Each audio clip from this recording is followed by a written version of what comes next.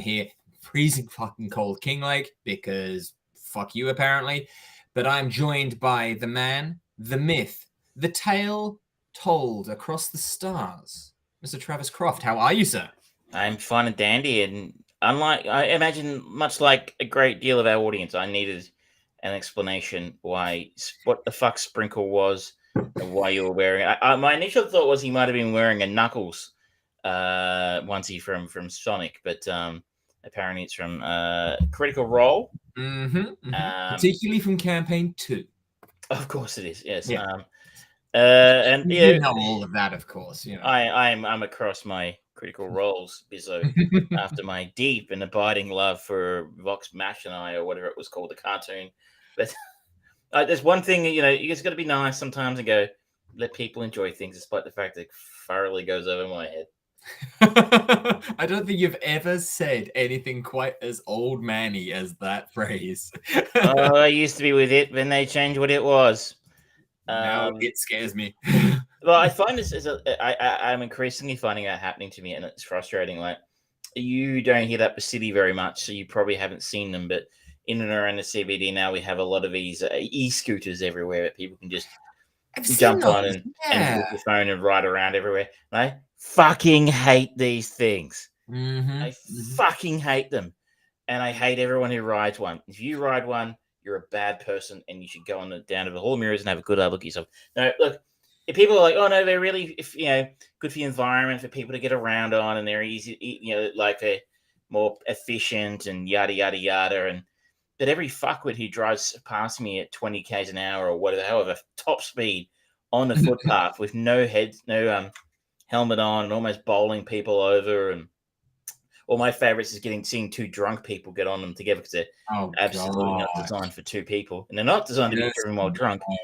But the cops, they don't care. They got bigger shit to do. So this is my little old man rant going, I fucking hate them, but I really feel that they're here to stay. People seem to really like them, and especially it's a younger person scam. I feel like I would be guaranteed to go A over T if I tried riding one. That's a thorough guarantee right here. But so it's not just Critical Role that gets my old man juices. Man yells at cloud. Some people on scooters. Probably some young folks who don't care for it as well. But Jesus Christ, maybe I'll get a taste for it. If you ever get your D&D campaign you've promised off the ground, maybe I'll understand what the fuss is about D&D period. The amount of people that now want me to DM them, I feel like I should charge, and I could give up my job and just become a professional DM. Saying people want you to DM them sounds like something you should probably put in your FetLife profile, but Well, you know what? Yeah, hey, I am not King I am officially a dungeon master for at least 8 people. And every single one of them has yet to determine a safe word with me. Does that involve a gimp suit or not? Well, I'm wearing my equivalent. Oh, right. This is the D&D gimp suit. Somewhat less sexy, but okay. It's sexy because of the tail. Look at that tail. That's some furry shit happening right there. Oh yeah. I don't want to incur the wrath of the furries on TikTok. We'll get cancelled faster than I ever would saying anything about Brie Larson. All right, well, let's get on with the show, shall we? Shall we do a chain movie conversation, as is sort of tradition for us? It's just become a tradition. I can figure it out. It's a bit like a chain movie just sort of accidentally became tradition about 2 years ago, when we're like, this is fun. Let's just keep doing it. And here you are 2 years later, and you're like, I think it's still fun. Yeah, I think so too. All right, so you had the keys and took us to Kate and Leopold. Yeah. So last week we talked about, both of us really enjoyed Denis Villeneuve's debut English language feature of Prisoners, which starred Hugh Jackman, Jake Gyllenhaal, Terrence Howard, Olivia Davis, and Maria Bello, as well as Paul Dano. And we both loved that, and I decided to follow on very quickly. I chose Kate Leopold for a number of reasons. Not only has it obviously got Hugh Jackman in the lead role, but it actually also has Viola Davis in it as well. There's also a connection from last week. Yes, so it is a strong connection. But this is one that neither of us had seen, and this was obviously playing into a little bit more of the not typical our kind of movie. This is very much a rom-com, which we don't often do in the chain movies. So it's a nice variation for both of us. And it's directed by one James Mangold, who has, as many fans of Hugh Jackman, in particular the character of Wolverine will know, has worked with Hugh Jackman a few times now. So this is a quintessential rom-com. I mean, it stars one of the former queens of rom-coms, Meg Ryan, and it's about an English duke from 1876 who is inadvertently dragged to modern-day New York, where he falls for a plucky advertising executive. I feel like in romance movies, the plucky advertising executive is the number one role, the number one job that either the male or female or both lead. They always seem to be in advertising, don't they? It's a helpful little occupation to give your protagonist or your love interest. Not exactly sure why. Maybe it's just the writers writing from what they know. How many of these people wrote copy or jingles or something before they went into writing screenplays.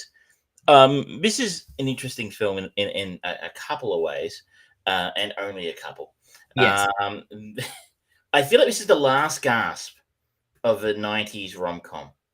Yeah. Like there was that whole wave of 90s rom-coms, from Harry Met Sally. I think maybe it started it, and this is kind of the last gasp. And ironically, the both of them starred Meg Ryan, but they don't. I think rom-coms kind of changed direction a little bit after this.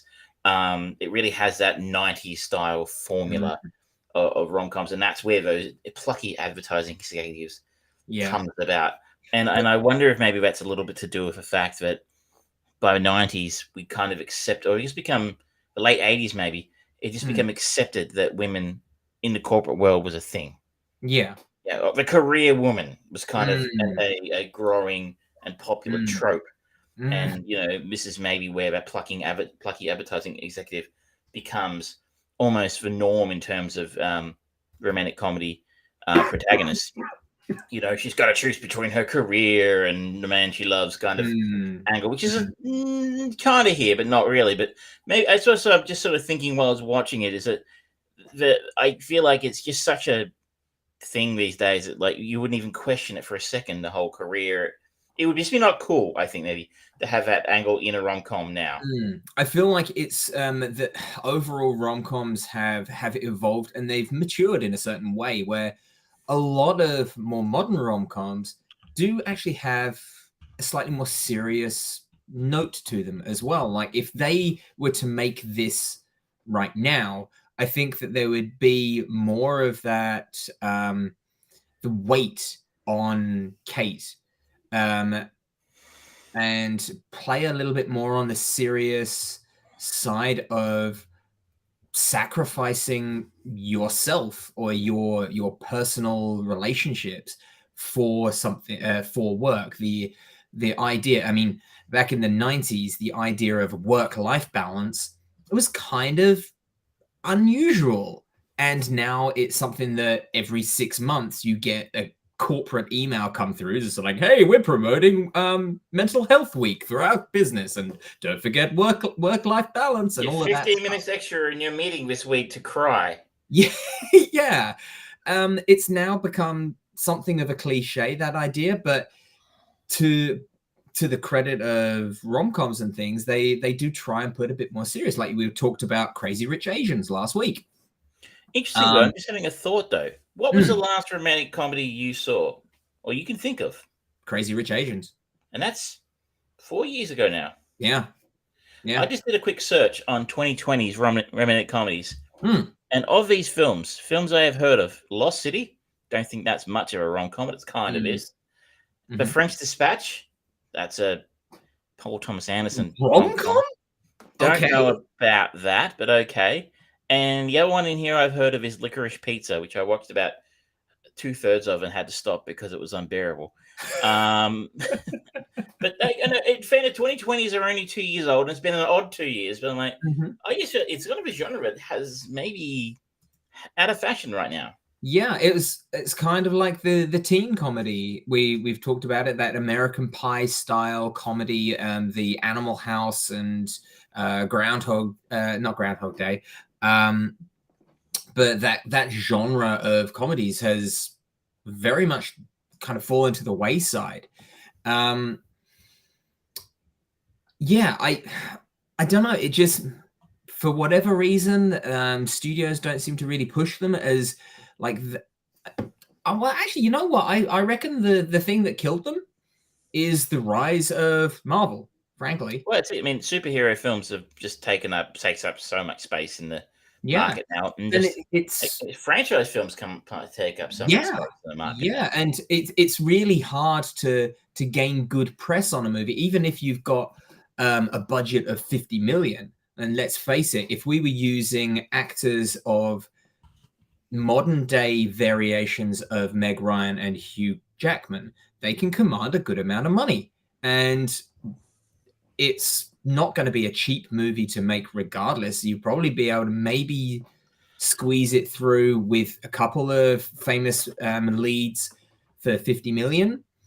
But then the companies that produce these and push them are going to kind of go, all right, we're going to expect 200 million. That just doesn't sound successful when you're going, oh, the summer's big movies of Top Gun Maverick in 4 days in the US has made $162 million. Interestingly, it popped up in my Facebook memories today, but I think 2 years ago this week is when we watched Top Gun, and it popped up in my Facebook memories me saying it was bloody awful, and and the shocked voices of people, oh my god, you mustn't speak poorly of Maverick and Iceman. And I'm like, I'm curious to see Maverick. I would like to see it, but I just don't think I want to give it my money.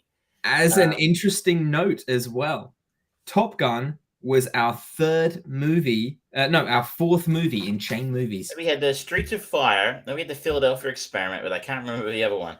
Then it was Final Countdown. That's right. Then it was Top Gun. Yeah. So we're 2 years ahead of the curve, man. Well, you're right. How do you stick? The only romantic comedy franchise I can think of off the top of my head is Bridget Jones. Yeah. There are 3 of them, 2 of them, 3 of them. I can't remember. There's 3, I think. Twilight, maybe? Is that I don't know. It's a rom-com. I don't think it's a comedy. It's not certainly not intentionally a comedy. Touché. So for those who are have unfortunately and deprived in the universe have been unfamiliar with the story of Leopold, Hugh Jackman plays Leopold, who is a duke of some description. For some reason, it's based in the United States, and I think it's well known in the United States and their love of royalty. I mean, that's well known. He's based in the States, and he's an inventor of some sort who is in the process, or has at that point in the start of the film, invented what will later become the elevator, though he hasn't quite, I guess, realized it becoming a thing yet. It's something that's created. He's under serious pressure from his family to get married, as despite being royalty, the family is impoverished, which is pretty standard sort of trope for royals. And the first sort of night we meet him, he's having a dance or something at his place, where he's meeting a bunch of rich, young women from rich, eligible families. However, that day and later that evening, he sees a strange man taking, what to us would see he's taking photos with a small camera. That is Stuart Besser, played by Lee Schreiber. And naturally, seeing this strange man who he saw taking photos of an opening of a bridge earlier in the day, and now in his home, he decides the best course of action is to engage in a chase. On horseback at some point. Through an 1800s New York City. And not only that, but follow a random guy onto a building site of a bridge. and out onto a precarious ledge. Yes. He So doesn't know far, this. entirely logical. He doesn't know this man. This man has not done him any ill. He's just been a bit weird. So there's really no explanation as to why he's doing this. And off this precarious ledge, they fall. And we find that they have fallen through a portal in time or something. It just happens to be at exactly the right moment they've fallen through this portal in time as well. We find out later timing is very important. And he wakes up on the couch of Stuart Besser in 2001 New York City. Stuart lives upstairs from his ex-girlfriend in the same apartment. That's got to be a bit awkward. I've got to say right now, because you tell you what, right? I don't like seeing my neighbors in the lift in my apartment building. Fuck seeing my ex-girlfriend in there. Fuck that. I would take the stairs for the rest of my life. I am just going to raise the bat and let that one go through to the keeper. His girlfriend is played, of course, by the one and only Meg Ryan, playing Kate McKay, who is a plucky advertising executive. Did you know she was a plucky advertising executive? I absolutely knew that she was a plucky advertising executive because she wore a pantsuit and at the same time was pratfalling all over the place throughout the whole movie. That's it. And that's because she's a plucky advertising executive. Yes, who does market research. She has always got a cup of coffee in her hand. And she yells at her assistant. That's what makes her that's what makes her plucky. And so they've been broken up for a while. Yet she still does this thing where she'll walk up the fire escape to yell at him through his window, and hijinks ensue, and she finds out that this guy is in the apartment, and Stuart is incapacitated by falling down an elevator shaft, which is the one interesting premise of this film I actually really, really liked. Yes, they do nothing with it. They didn't do anything. They mention it, but they don't. It's more like a gag. So Hugh Jackman, being the inventor of the elevator, by being picked up and moved forward, to 2001, somehow the elevator is never invented. So all the elevators in the city stop working. Yeah. Which is why he opens the door and he falls down the elevator shaft, and you're like, oh, that's actually a very interesting idea. Yes. But they do nothing with it. There's a brief scene or two where Stuart is in hospital, and because he's rambling about all this stuff, he gets put in a psychiatric ward for a brief stint, but he never actually says anything about I've got to get this man back in time to fix all the elevators or anything like that. You never get a chance to actually even start fielding what possible theories it could be. And it's like, no, just look at the pretty, very obvious storyline of love over here, please. So into the mix, we have Breckin Meyer, who is Kate's brother, I think, who is close to Stuart for some reason. And again, just randomly wanders up into his apartment and hangs out in there, which is not the only one. A small boy who lives in the apartment also just randomly wanders into his apartment to watch TV. Oh, I watch TV with Stuart on a Tuesday because my mum works late. And I'm like, oh, sweet innocent 2001. A small, unrelated male child wanders into your apartment. And you're like, go watch TV with a stranger. And that's cool. Yeah, no, that's cool. Yep. I don't. That wouldn't happen today, I think. Anyway, so Breckin Meyer plays Charlie McKay. He also befriends Leopold. He believes Leopold is an actor like him, and everything him playing this 1876 guy is him just being method.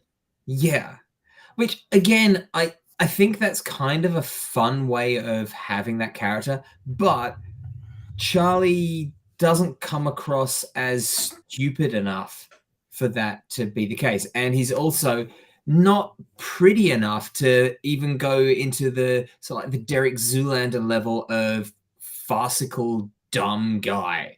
If he was Derek Zoolander through and through, it's like, okay, yeah, I can see why he thinks oh yes, he's so method. Yeah, that's amazing. But he's just a typical Breckin Meyer character, honestly, where it's you're a stoner. So if you have a plot sort of happening at the same time, the agency that Kate works for, because she's a plucky advertising executive. Did you say she's a plucky She's advertising plucky executive? and she works in advertising. You may not have noticed that. The agency she works for is being sold or merged. That's just sort of a couple of throwaway lines. It's not really actually a plot. They sort of introduce the element, but again, it's something you just leave hanging on the line and never actually use. But we do see quite a bit of her boss, J.J. Cannon, played by the great Bradley Whitford, at the height of his West Wing powers, I think, around about this point in time. He plays a corporate asshole beautifully well. Are you telling me that there's a corporate asshole to juxtapose against the plucky, inspiring? She's an advertising executive, and she's quite plucky. And the guy who owns the company is a corporate asshole. That is unheard of. You heard it here first. So he is cracking, sort of very softly cracking onto her at the start. Gets a little bit harder about cracking onto her later on. Yep. She has a plucky assistant. In fact, I would say Darcy, played by Natasha Lyonne, is pluckier than Kate Meg Ryan. I would not call Kate Ryan actually a plucky advertising executive. I would call her a middling advertising executive, potentially, or just like a run of the mill. Because like Darcy strikes me as plucky, not Kate, but no, that's fair. She has to run around and get coffees, and she's an assistant, in the advertising industry. It's a pity Bradley Whitford's character wasn't named Harvey or something like that, because then it would have probably been more fucking appropriate. I like. So we've got all these elements in play, and in amongst it all, you'd be shocked, Kate and Leopold fall in love. No. And what did you make of that? So we've got Meg Ryan, as you said, queen of rom-coms. This is the end of her career, by the way. Check out her IMDb page. She did fuck all else after this. She hasn't made a feature film in a very, very long time. So I think 2015 was her last credited role, and that was a cameo or something. And it was not actually a proper. It was just looked like a student film or something. Frankly, it was Ithaca, a film I've never heard of. The last film I can actually say, Serious Moonlight in 2009. Is that a Woody Allen film? No, it's not. Thank God. But that had Meg Ryan and Timothy Hutton in it, and that's probably the last one, right? But otherwise, after this, we've got In the Cut, which he directed, which I don't think was very successful. Against the Ropes, In the Land of Women. The deal. My Mom's New Boyfriend, The Women, Serious Moonlight, Ithaca, and a few other TV shows. We should not forget, she was a big star in the 90s. Yeah, she was.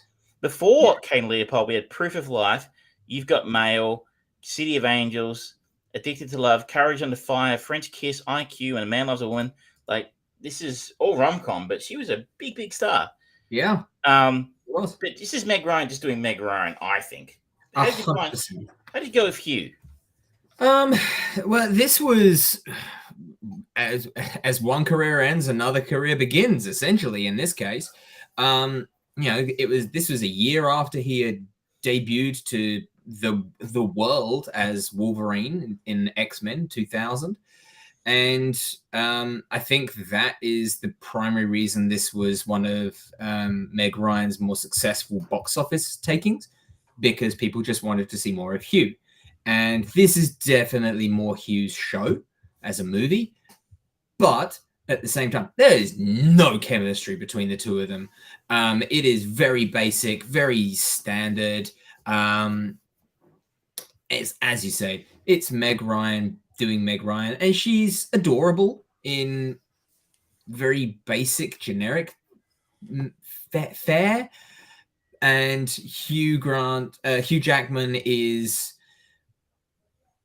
putting on a very stereotypical English accent and being very dapper and gentlemanly. And it seems to be his performance, and the way that it's shown in the movie seems to be more of a bizarre criticism of how gentlemanliness has died off in the modern man.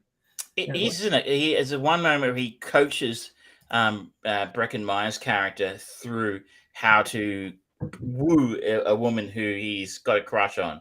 And it's all about, a gentleman does this and a lady doesn't want a gentleman who does this, and blah blah blah. And it really is. You'd almost expect to see it to be like, fuck. The more you know. I would almost expect to see it as used as an example in a lecture by Jordan Peterson or something about how masculinity has gone backwards in the last, like maybe you stand up straight, make your room. But it is. You're right. It's a great observation. There really is a lot of men today. They don't know all the gentlemanly things that we used to do.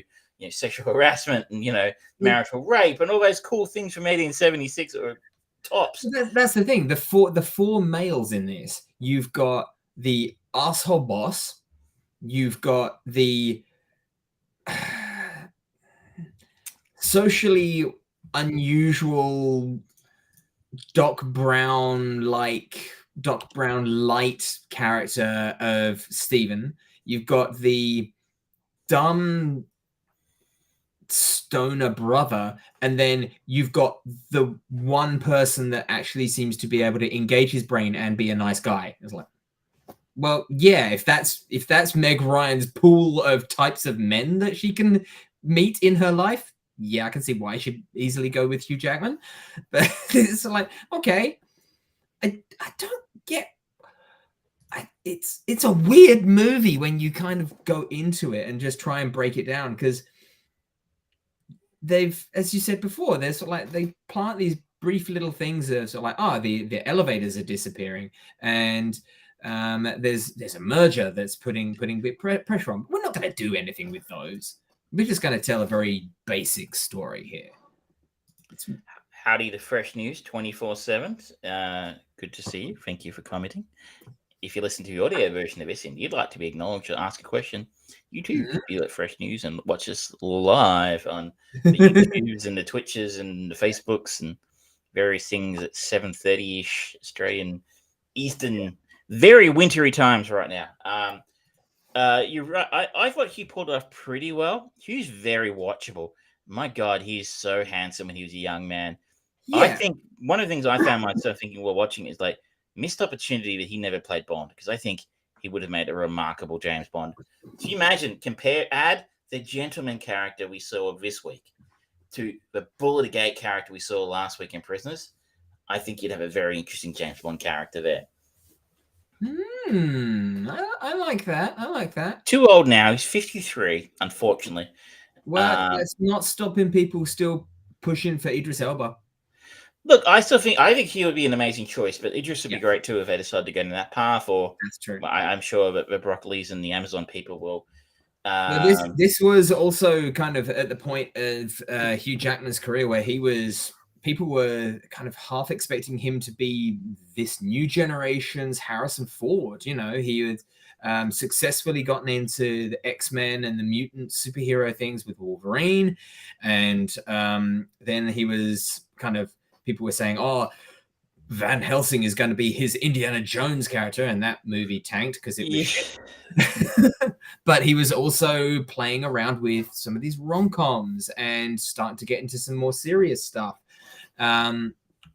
particularly later in his career where he was doing movies like Prisoners and The Fountain, where he was being a bit more experimental. They're kind of little bit along the lines of what Harrison Ford did with Frantic and Witness and Blade Runner and things like that. So it was kind of the heir apparent, but a couple of bad choices and bad movies, they nixed that in the bud. But in an alternative reality, we are seeing that. We are seeing. The interesting thing for me is that for those of us who knew Hugh before he was Wolverine, Swordfish would have been a year or two after this, I think, if I'm not mistaken. 2001, the same year. Busy year for Hugh. He had Someone Like You, Swordfish, and Kate and Leopold all come out in the same year, 2001. So it's actually a good observation, actually, because that was probably another action film a la what you might have expected from next Harrison Ford. What I was going to say is, for those of us who are a little bit familiar with Hugh Jackman's work prior to him being Wolverine, he was a song and dance man. that was what he was in Australia before he was a big movie star overseas. He was a song and dance man, and so later on when he went on to do stuff like whatever that awful Showman circus musical was, and The Boy from Oz and stuff like that. That is strictly in his wheelhouse. He loves that musical theater kind of thing. Yes, and the fact he's been married to a woman now for 30 years, and you're like, hey, we are all a bit okay. Good for you, mate. And the same woman for 30 years, Deborah Lee Furness, one of the Hollywood married success stories. He played Peter in the Boy Called Oz, Boy from Oz. And I think he's doing another big musical in the States right now. I can't recall what it is, but I remember seeing its hot property right now. Yeah, that's right. He's been pushing it, and it's apparently doing quite well. So, I mean, this is his sweet spot, right? Musical, song and dance stuff. So, doing a romantic comedy was actually probably pretty natural progression for him, considering where he came from. I liked Hugh in this. I like Bradley Whitfield in this. I thought Breckin Meyer did Breckin Meyer stuff, and Leif Schreiber is weird and awkward, and he does weird and awkward quite well. As I said, I'm a big fan of Natasha Lyonne. I think she's a massively underrated actor, and I really enjoyed her brief moments in this. The time travel angle was a bit much, I think, and it gets a bit convoluted towards the end. And when you have to start explaining how your time travel plot works, you failed. You failed. I think most of the time, if you're going to have time travel in it, don't explain it. Just force the audience to go, okay, there's time travel. Fine, done. Move on. The Back to the Future approach. Yes. We have like one exposition scene kind of in the second film with the chalkboard, and it's done beautifully. And it's kind of like, don't think too hard about this stuff because blood will spurt out your nose. And it will stop making sense. So you really don't want you want to point somebody at the cool shit, the car, with the cool car. Don't think about the time travel stuff too hard. And unfortunately, this film stops to go, okay, let's explain what's going to happen now because Hugh or Leopold decides he's got to go back to 1876 for reasons. And as they spoil for us in the first 10 minutes of a film, Meg Ryan follows him back there. I haven't seen the movie since high school, but really, it never felt like a time travel story. Yeah, I'd say that's fair. Fresh Fuse 24/7. I think we're being a little overly critical, perhaps, of it being a rom-com time travel movie. But the fact that it's all about a displaced man from another time, you gotta bring it up in conversation. I feel like there have been a few rom-coms or comedies with romance elements in them which have involved time travel to different degrees. And usually romance and time travel, like you think of The Lake House and stuff like that. The one that I always think back to is the Christopher Reeve Jane Seymour movie, Somewhere in Time, which was really good about its time travel. Whether it's time travel or not, they leave that nebulous ultimately, I think, in my opinion. And it does it really well. I think that maybe the time travel element is something that studio executives like because it's like, oh, guys will like that. It kind of feels like that weird tick box that you put into a rom-com to placate the other side. The boyfriend that gets dragged along who can enjoy it. The one I always think of is, it's not exactly a time travel one, but it kind of is. And it reminded me a little bit of this, is Forever Young, the Mel Gibson film. And J.J. Abrams wrote that. It's Josh Abrams, believe it or not. One of his first big gigs, I think, in Hollywood. But the idea of it's an interesting angle on it. You put another a new wrapper, a new hat on a rom-com and hopefully get people to enjoy that part of a story. You're right, maybe I'm being a bit harsh. I just found the ending of the film kind of got a little convoluted. And then when you had to explain, the story about how your time travel works, oh, well, no, she was always meant to go back in time, and that's why it doesn't matter. But she is going back in time. The whole butterfly effect thing gets blown out. Yeah. But the fact that they telegraphed that punch in the Yeah. first 10 minutes by us seeing Meg Ryan in 1876 at the start of a film, you're like, oh, okay, well, I know what happens. Forget what you saw. I don't know why they did that. 24/7 brings up another good point, actually, saying Blast from the Past was a few years before this movie, and that had just brevity and uniqueness to it, and that's a time displaced lover story, as he says, and that overall works better, and because it has its little box that it's setting itself in, and it doesn't go outside of those. It doesn't try to be smarter. It doesn't try to employ other things into it at the last minute or anything like that. It's all to serve the joke of the premise. And interestingly, you brought it up earlier, but had Brendan Fraser and Alicia Silverstone, probably not two of Hollywood's biggest names, fairly enough, but they had incredible chemistry on the screen together. Give me Christopher Walken on top of that being peak Christopher Walken. Yes, it was funny and endearing and lovable. I don't think I can employ, and the people who wrote it, Bill Kelly, not a particularly noted writer of any other sort of thing I can see, and he's done anything like that is Enchanted, which I think some people liked. But I don't think I could use lovable or endearing or funny for Kate and Leopold. It was kind of okay. It felt like a film from a different era. Yeah, I mean, whereas Blast from the Past is a concept comedy, the idea of someone finally coming out of a bunker after all this time, and they redid it really well with the Kimmy Schmidt TV show as well. That is the premise, and so the comedy comes from that person displaced out of time. There's basically not a single moment where Leopold is wandering around a modern New York City and seems confused. Everything's just like, well, this is just everything, The only time that comes up is in the brief scene with Viola Davis where she cites him a ticket for not wanting to pick up dog poo.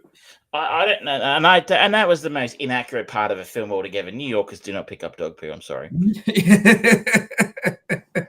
I've been there 3 times, so I think I have some standing to say this. I think for me, the Charlotte Observer's review by Lawrence Topman really summed it up best. Has the sex appeal of a Roadrunner cartoon, 1/10 for laughs and equal plausibility. I don't think you can top that. That's in a line. That is this film. It's not the worst thing you've ever seen. And I guess, if you wanted to switch your brain off, you might have some fun with it. But here's the real hot take from me. I would pick My Fake Fiance over this any day of the week. Ooh. Interesting. And a special start for James Mangold's journey to Hollywood. He's done bigger and better things. He has developed far, far better than this. Everyone's going to start somewhere, though, right? That is true. Now, sir, you have the keys. Where are we going next? Did you know that he's going to make the new Indiana Jones film? They're not making another Indiana Jones. They're leaving it at 3. It'll be a 4th one, right? No, only going to be 3. I actually really applauded your choice from last week. We've had some criticism from our audience that we pick safe movies that are inadvertently blokey films. I don't know if I pick blokey films, but maybe it's true that we pick. Hugh's got one more hit in Fresh News. I reckon he does. I reckon Hugh could surprise us, and hopefully it's not as Wolverine. I think he's a great Wolverine, but I would like to see how Quentin Tarantino would use him in a movie. That would be fascinating. Quentin does have I am a fanboy hat on. That he does bring his best out in his actors as a rule. I was gonna say, but we do go safe a little bit. We pick stuff that's kind of broadly in our wheelhouse, stuff we do try to steer clear of films we've already seen 50,000 times. So we did. I don't know, about a year ago now, we did just treat ourselves and go and see let ourselves see Big Trouble in Little China. But I think we could be forgiven for that because it's a great movie. Every now and then. But I applaud you for taking us to somewhere we wouldn't normally go, and I'm going to stick on that journey now. Okay. And I'm going to go to a film that maybe is less blokey again, even than Kate and Leopold. So a film Okay. I think it doesn't have that subplot stuck in there Okay. for the boyfriend to enjoy. And we're going to follow this week's very strange little cameo of Viola Davis. Okay. And where did Where she we go? go? There she is there. So we're going to go to, let me get the year of a film up when it wants to load for me. But we are going to go to the 2011 The Help. Oh, okay. Interesting. So this is an aspiring author during the civil rights movement of the 1960s decides to write a book detailing African-American maids' point of view on the white families for which they work and the hardships they go through on a daily basis. So this is actually one of the top 250 films on IMDb. It won an Oscar for Octavia Spencer. And just to sort of throw the cat amongst the pigeons in here, this has been described as something of a feminist film. So, and just to keep it completely outside our wheelhouse, the vast majority of the cast in this are women. So, but it's got quite a good little selection in there. I mean, you've got Emma Stone, Viola Davis, Octavia Spence, Bryce Dallas Howard, Jessica Chastain, and kind of going into like the older generation of actors. You had, I think I saw Sissy Spacek's name in there. Yeah. Yeah. So plenty of space for you to go as well after this. Steenburgen. So lots and lots of different exits from here. So there's no death machine. You made me work hard for Death Machine, man. What was it? It was an exit. Was what's his face? The guy from Grimmer Wormtongue. Brad Dourif. Brad Dourif is always the way out. Yes. He's the way and the truth. Brad Dourif. He's our new religious icon. So that'll be next week. We'll be watching The Help. The Help. You can stream it if you're keen and watch it along yourself. It is available, I believe, in Australia on Disney Plus and on Paramount Plus, which, if you didn't know, is a mountain of entertainment. Mountain of entertainment. If that's not their tagline, it should be. It is, I think. Oh no! So there was something. My village back in England, Long Melford. My dad does a lot of like he runs this art studio for people there, and he's trying to promote it online. And on Facebook, he just put like he shared the Long Melford Facebook page, and he just wrote the comment, "Worth a visit." And I just responded saying, "That's the saddest tourism tagline. Long Melford, worth a visit." Something that Michelle and I joke about quite often is that if you ever visit Dandenong here in Melbourne, they've got a sign out there. It says Dandenong, City of Culture. And we're always a bit like, if you have to tell people you're a city of culture, you're not a city of culture. I mean, the only other option they had on the table at that point was, well, why not? Dandenong, keep your doors locked. Fresh news, have we seen The Offer? I've not even heard of The Offer. I've just looked it up. It is a TV miniseries from this year. Oscar-winning producer Albert S. Ruddy's never-before-revealed experiences of making The Godfather has Miles Teller in it and Matthew Good and Colin Hanks, Giovanni Ribisi. Yeah. That looks good. I want to see that. If you're seeing it at the moment, fresh news, tell us where you're watching it, because yes, please. I don't know where I can see that in Australia right now, or if it's even been released. So interested to see that. That sounds exciting. Okay. Now, shall we go on to the big release of this week? Mr.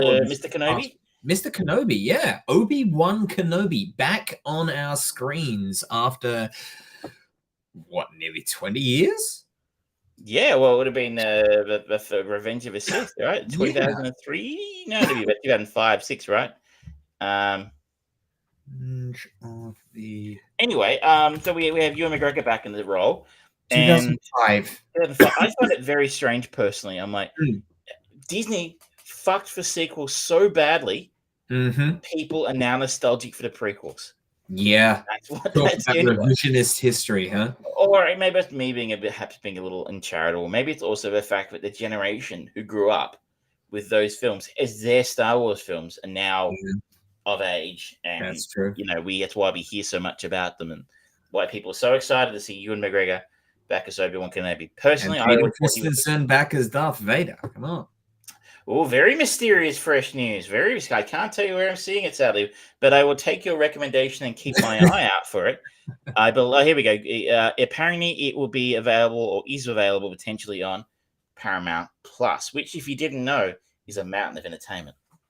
Paramount Plus, not our sponsor, but they could be. All they have to do is call us. I would do it for a free subscription, frankly. Yeah, I mean, yeah, I'm not going to pay for it. I'm not going to pay for it. So Ewan McGregor, I always thought was one of the highlights of the prequel series. There were very, very, very, very few, but he was one of them. And I think we've got 2 episodes have landed now. Yes. Yes, the third one isn't out now, but we're here talking to you, lovely people, instead of watching. Have you seen both that were up before today? I have watched both. Yes. I only got the first one done, so try and keep it a little bit spoilery free. What are your initial impressions? I like the overall presentation of it. I like the value of the production is good, but I don't see any damn point to it because it's telegraphing so much. Like the opening of the first episode, I feel like I can't just call it episode 1 because it actually, because of Ewan McGregor, it does tie into episode 1. But of Kenobi episode 1, we have a flashback to the genocide of the younglings at the Jedi Temple on Coruscant after Order 66. And we see some younglings being escorted out by one of the Master Jedi. And then the Jedi Master gets taken down and the kids flee.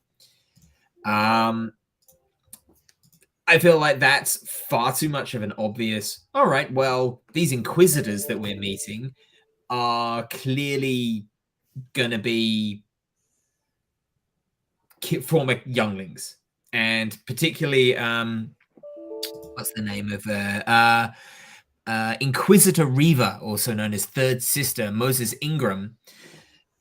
She has a particular vendetta, it seems, against Obi-Wan Kenobi. And it's like, okay, she's one of the youngins and she blames Obi-Wan Kenobi, I'm sure of it. Or maybe there's some correlation to that first scene, and it's like, okay, sure. Don't really care. It's far too much member berries and not enough actual interesting original idea. But I don't know why I'm expecting that from Star Wars, because that's what they trade on. That's what The Mandalorian does, but they're doing their best to tell interesting stories. That's what Boba Fett did. This is fine. If you're a fan of the prequel trilogy, you're probably going to enjoy this. If you're a fan of the Clone Wars and Rebels, you're probably going to enjoy this. Something that happens in episode 2 has got a lot of Star Wars Rebel fans confused and annoyed. But I will say this. It is not a spoiler because it is essentially canon at this point in all Star Wars universe, where a Jedi could be taken down by a single strike. We saw it with Qui-Gon Jinn being stabbed through the stomach. And that was enough to kill him. But as we have also seen after that fight, Duel of the Fates, great fight sequence, Obi-Wan Kenobi slices Darth Maul in 2, and yet Darth Maul is still alive. So there's a strange survival rate between those. So anything that happens, if it's a Jedi that gets stabbed once, they're probably dead. If it's anyone else, they're probably going to survive. I hated it. I hated it. I hated it. I hated it. I hated it. I hated it. It was awful. I've only 1 episode in. I will keep going. I'll have another look at. I'll have a look at episode 2 and 3 and see if it gets better. But I mean, initially, you're right. I found the whole flashback to previously on Star Wars just a bit. I mean, if you really need a reminder, then like, but why are you watching it? Right? Yes, but like, fair enough. Whatever. Honestly hadn't seen most of that footage since it came out because seriously, what sick fiend goes back and watches Attack of the Clones or Revenge of the Sith again by choice? But then we got another Star Wars series set on Tatooine. Cool. Oh, it doesn't stick on Tatooine for long. I'm sure, but how many of these series do we like? I'm so sick of Tatooine. Yeah, it's really played out by now. It's cheap to film in Tunisia, I Travis. guess. Are they actually filming it there, or I don't know? I don't know. The original Star Wars, but I don't know if they shot this there. But anyway, I just found it tired and boring. Like, the whole thing just felt like an extension of and Fresh News. It's nice to be back with the characters we know, and I hear that. Yeah. I really do. I remember thinking to myself while watching this, it kind of reminded me, especially about the Duel of the Fates scene that we got the reminder of at the start. Like, that was what I liked about the Phantom Menace when it first came out. When you stop and think about it later, obviously you realize it's pretty empty. But the actual experience of being back with Obi-Wan and back with R2 and 3PO and whoever else, I can't remember who else appears in that film, Jedis and shit, like, that was cool. But I don't know, it just didn't feel the same this time around for me, at least. I was just very, very bored. I didn't care about any of these new characters. I guess we can't really avoid the elephant in the room today about what's happened with Moses Ingram, which I'm sure you've come across in your travels. No, I haven't seen anything. Even Ewan McGregor put out in the Star Wars official account, put on a bunch of tweets about it today. But Ewan McGregor filmed a little video that apparently Moses Ingram, who plays Sister 3, one of the Inquisitor mob who are trying to track down Obi-Wan, and particularly the one who's obsessed with finding him.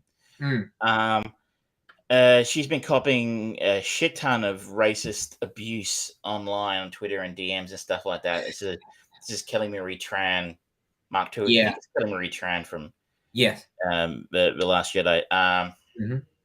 It is sad and Fresh News is still happening because, I watch it and a lot of people will be going around saying her character's really annoying and poorly written. Don't know about that because I've only seen the one episode, so I can't really make that doesn't. Just because a character might be boring or badly written or anything like that doesn't give anyone license to slate and abuse someone online. It's disgusting. And if you're one of those people who thinks that's okay to do, then I don't know what to say to you. But look, I'm on the record of not being a fan of The Last Jedi at all, mostly anyway. And of the things that existed in The Last Jedi, Rosemary Tran's character, I didn't forget her character's name. Rose Tico's character was pathetically written and just lame, like really, really lame. And I was so glad they didn't bring it back really for the third one. But that is not a reflection on the actor who played that character. She took on a paying gig, and did the best she could with, in my opinion, rotten material.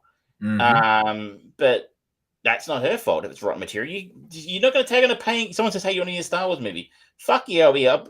I'll be the gimp in the Star Wars, universe if you let me be. Like, it's down. Like, she took on a paying job. So Moses Ingram took on a paying job in a cool TV show. If her character is badly written and badly done in the series, which I can't really make a judgment call on, that's the writer and director's fault. It has nothing to do with it. Find the writer of the series. I'm pretty sure it's not Jon Favreau this time. I don't even know. Stuart Beattie, I think, is one of them this time. It's Joby Harold and Hossein Amini, Stuart Beattie, who should know better. Pirates of the Caribbean, and look, those are the people. Andrew Stanton wrote three episodes as well. Go down, have a word to them. I don't know if they're on Twitter, but maybe send Stuart Beattie some racist messages. I don't know, like tell him how much he didn't like the Black Pearl. I don't know, but he's responsible for giving his Johnny Depp versus Amber Heard. It's all his fault. I don't know. Like, it's not her fault that that the character is annoying and badly written. So I just thought that was a fucking disgrace. Yeah. Star Wars fans can be the absolute worst. As much as I disliked The Last Jedi, I didn't think you should be. I thought it was a terrible idea to be going online and tweeting at Ryan Johnson telling him he made a shit film, because like I guarantee you, it's a better fucking film than I could have made. Yeah. It's just stupid. Like, if you don't like it, I'm going to go on my Facebook page. I got people who used to get cranky at me because I go on my Facebook page and stick the boots into the Disney sequels, and they got really angry. But I'm like, well, it's my Facebook page, and I can say these films suck if I want. If you don't like it, you can mute me. Yeah, that's the thing. There's a difference between saying I don't like this movie versus this person raped my childhood and is a fucking disgrace, and I hate them. They're doing blah blah blah blah blah. So like, get the fuck out of here. Yeah, no, that's the only person who deserves that kind of treatment is Paul Feig. And Paul, you know what you did. You know what you did. We know what you did. No, we don't. It's as if they, we're treating certain things like if they were to make a fourth Indiana Jones movie. It's just a laugh. Anyway, so I found the first episode deeply underwhelming. It felt. I feel like I think you said this maybe a year or two ago about Marvel, and maybe or was it Star Wars? I can't remember. You felt a little burnt out by it. Yeah, and I feel it took me a little while to get there too, but I'm there with you now. Yeah. I am completely burnt out on pretty much Marvel and Star Wars now because it's just overkill, right? I mean, when the Book of Boba Fett's got to be 6 months ago now, or probably less. Yeah. I can't remember exactly, but Christmas time, just after Christmas. So that's not even 6 months since the last series. I know it's been a while since the movies, and they've kind of put the hold on the movies. It's about 3 years now since the last movie. Well, I mean, they had the Star Wars celebrations late last week, and they've got the Ahsoka TV series that's in production now. That's coming. The Andor one. Yes, there's Andor.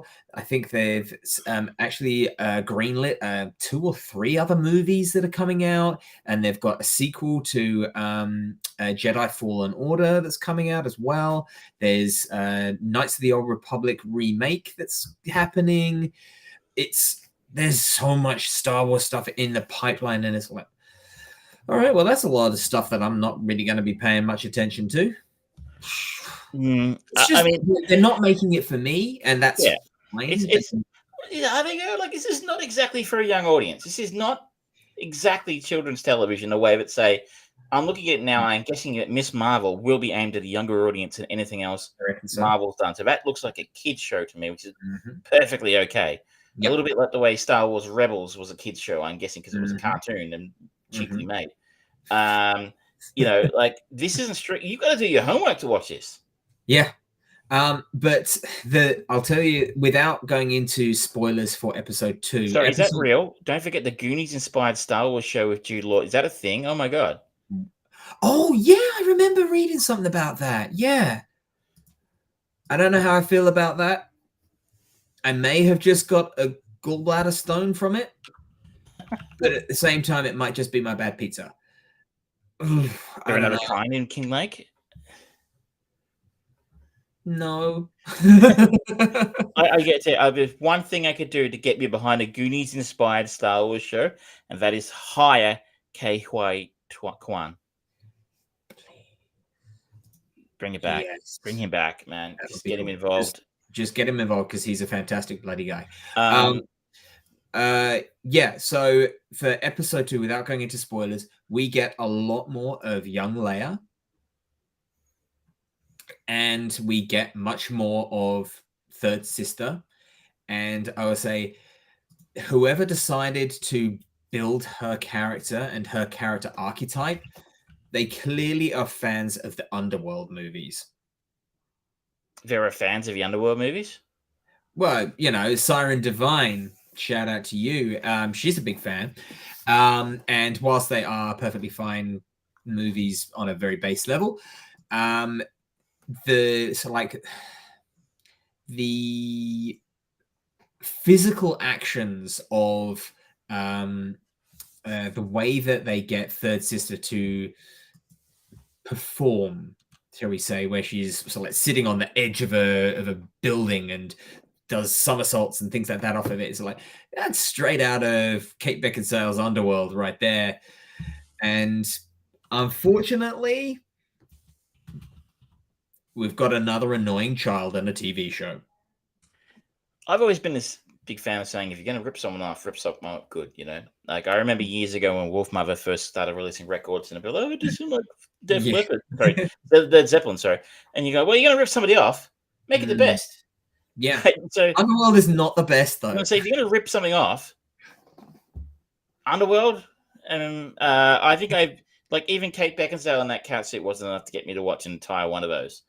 No, I think I got halfway through and said, I think I'm done with this. Thank you very much. But here's some more information about the Goonies style Star Wars show. It's called Skeleton Crew. Thanks Fresh News 24/7 for that, as well as Chris Webb of Spider-Man MCU movies is behind it.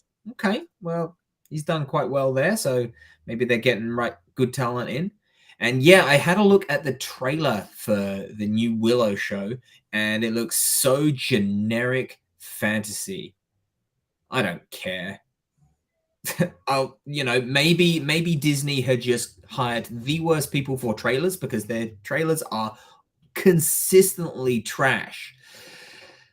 But I don't care. It looked like a weird variation of the Dark Crystal remake that came out a couple of years ago. It's like, okay, they're just doing that for Willow. Sure, don't care. You do you, man. Well, it's interesting. I don't really hold Willow in quite the same regard as I did. There's a lot of other people my age do. I remember thinking it was pretty good, but I don't think it's peak 80s like everyone else does now. Just as long as they leave Labyrinth alone, I think I can live with it. But if they touch Labyrinth, I'm going to if they touch Labyrinth, we riot. Yeah. We're kind of away from Obi-Wan here, and that probably tells you enough. We need to honestly, it's kind of meh. Yeah, it's a six episode miniseries, and each episode is just titled Part 1 through 6. I am more interested about the finale because they are written by Andrew Stanton, who is the genius behind WALL-E and a multitude of other fantastically written pieces. So I'm hoping things get interesting there. We, at the end of episode 2, we get the reveal that Obi-Wan Kenobi did not know that Darth Vader lives. And it is now very well publicized that Darth Vader is going to be in this show. Hayden Christensen's there, and apparently he's terrifying. Hayden Christensen is not capable of terrifying. I'm sorry. But he was in the historical revisionism going on now. He was a terrible actor. He was a terrible choice for a series of terrible films.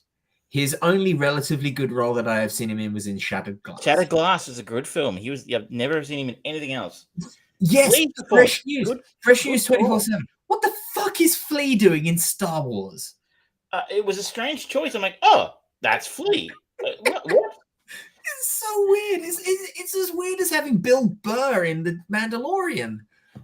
Maybe they know someone. Yeah, the only thing would have made it weirder. Captain Kennedy or something. If he was like Darth Needles or something. If he was playing Needles again from Back to the Future, I would have been all about that somehow. That would be amazing. But I don't know how they make that connection. The Back to the Future Star Wars crossover we've all been waiting for. No, do not put that shit out there, Travis. They will do it. They don't own it yet. We wait till Bob Gale dies, and till Bob Gale dies, we're safe. True. I was just deeply underwhelmed. If you're loving it, good for you. You're right. I did too. It's like instantly, that's Flea. Yeah, it's instantly recognizable, and it's like not in a good way. Yeah, I mean, yes, considering the kind of character that he's portraying, good choice. He looks like that kind of vile person, but it's Flea. It would be like going, oh yeah, you know what? We're going to cast The Undertaker as our romantic lead. It's like, it's just not going to work. He does have some film experience. He was one of the goons in Suburban Commando. Yeah. Well, Uh, everyone should do themselves a treat and do the interactive, short, scary movie on Netflix of The New Day visiting the Undertaker's house. Someone say we did. Anyway, that's probably it's a bit of a bit of a middle of a road, maybe not such a great rating for it from us. Yeah. But I think we are firmly in the old curmudgeon camp now when it comes to Star Wars. Star Wars is like Marvel. You'll need to do your homework soon. Yeah. You already need to do your homework. When I watched Book of Boba Fett, everyone's like, "Oh my god, what's his face from Rebels?" And you're like, I don't know. He looks cool, but I don't know why is Rango in this movie. This is the interesting thing about the new shows. The ones that are doing successful is Mandalorian, Book of Boba Fett, and this. And these are all kind of offshoot stories, apparently, from Dave Filoni, who he was the one who did Clone Wars and Rebels and Bad Batch. And it's like, okay, everything's tying back into those more than it is tying into the main Skywalker saga, which totally fine with. But at the same time, it just means that it's got a much higher barrier of entry because you've got to watch 4 or 5 seasons of Clone Wars, multiple seasons of Rebels, and the Bad Batch, and the animation is abrasive in those. So it's not a pretty show. Maybe it's really well written. I don't know. It's just so fucking annoying to look at. That's why we're a better podcast than we are video. We always said I had a face for radio. What can I say? It's true. In radio, we strive and thrive. Do we? I think it might be time of a week for our sponsor. Okay, Fresh News 24/7 just said, actually, in the Solo movie, Han Solo mentioned he had a friend called Needles back home, so could happen. As a comic reader, Marvel doesn't have a problem. To quote a great man, I'm not crazy. I'm just ahead of the curve. Don't put that shit out there. They've got Robert Zemeckis in their back pocket at Disney. He keeps on making fucking movies for Needles does have an entry in the Star Wars Wikipedia. Needles was a male individual, was a friend of Han Solo. According to Solo, Needles was the best street racer in Corellia. Oh no, it fits too well. It fits. It's a thing now. Oh, there you go. It's canon. No. Oh, that's unhealthy. Quick, go to commercial. Go to commercial. Okay, I'm gonna cut live. This week we are going to visit our friends in Japan again this week for some educational material. Oh, is this about how to successfully open a door? No, I think we've covered that fairly substantially the other week, especially if you speak Icelandic. Or whatever it was. This week we're going to learn some dating tips for other men out there. Ooh, very important dating tips, ladies and gentlemen. それでは最後にもう一度おさらいです。さりげなくこんな会話から。Do you have plans for tomorrow? Do you have plans for tomorrow? Do you have plans for tomorrow? Do you have plans for tomorrow?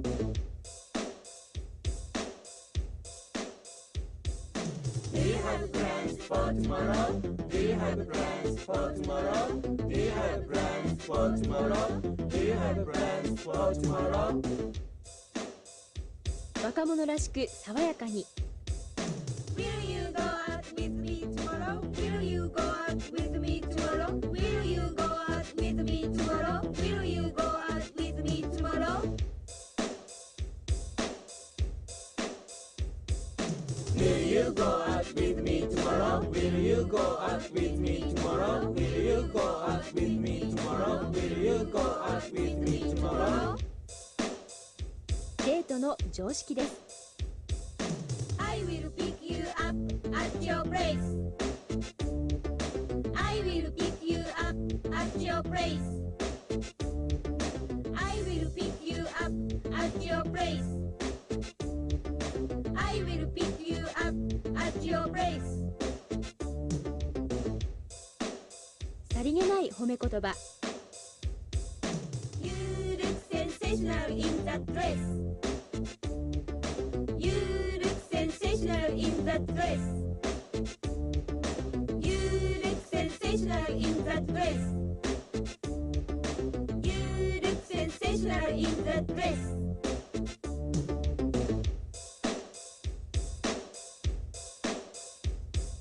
You look sensational in that dress. You look sensational in that dress.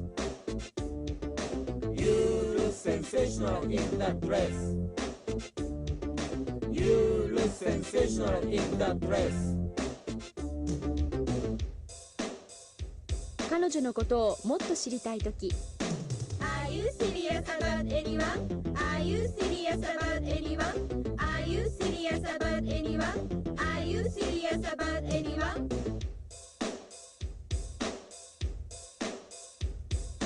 Are you serious about anyone? Are you serious about anyone? Are you serious about anyone? Are you serious about anyone?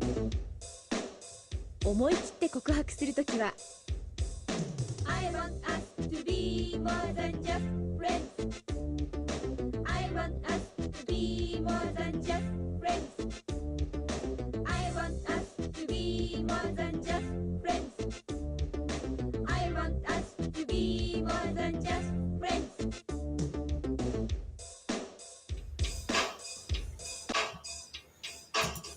There we go. We now know. I mean, the real question that arises from that is, are you serious about anyone? I love just how it so strangely just kind of like, oh, it's coming to the end of the ladies part. Let's zoom in on the chest area and cut to the guys in the office. Here's the crazy thing, right? Mm. There are a whole bunch of those. And if you'll indulge me, I'm going to show you another one just quickly. I'm going to show you a couple of minutes of this one very quickly. Okay.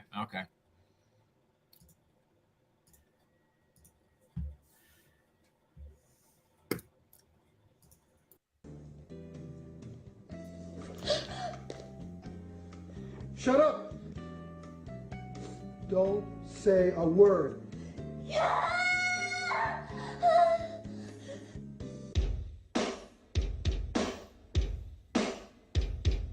Take anything you want. Take anything you want. Take anything you want. Take anything you want. There's the armpit. It's the sexiest part of the body. 脇を締めてテイク開いてエニシン最後 You want で腕を伸ばします You missed the best bit too, and the next bit everyone does spare me my life. Spare me my life. And you're like, oh, that's an interesting way to learn English. I like it. That's so bad. That's wow. I should apologize to our audio version of the show listeners. We're missing out on the glorious. Head on over to twitch.tv/thefriedbrain or youtube.com/armchair producers and check out the sponsors for this week, which is Zukin English. So if you're curious on the audio podcast and you'd like to see what you were just talking about, Zukin English will get you that. So ZUIIKIN English. We'll bring up a whole bunch of those videos, and they are awesome. Sure they are. Before we move on for the show, I wanted to give you a heads up. But I haven't talked to George about this, but I assume you'd be okay with that. About this, we have a new segment coming up next week, which will run for probably on and off for around about 13 shows or thereabouts. And I'm going to call it the Trek Respective. Oh.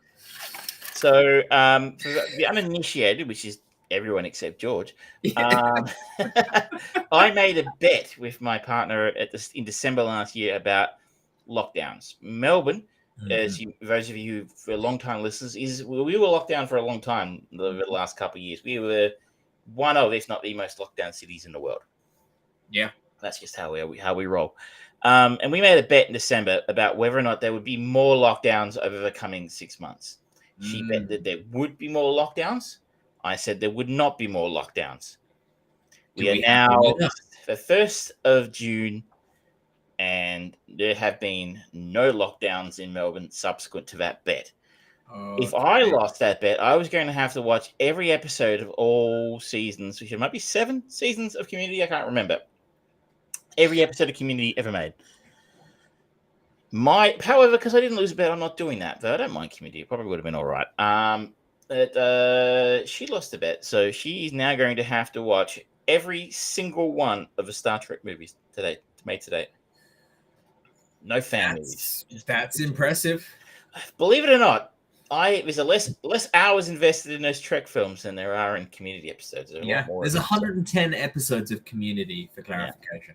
So half an hour episode. So anyway, it works out a little better in terms of an overall time investment. She might argue in terms of a quality investment, she's coming off second best. And considering the quality of some of the Trek films, she might be right.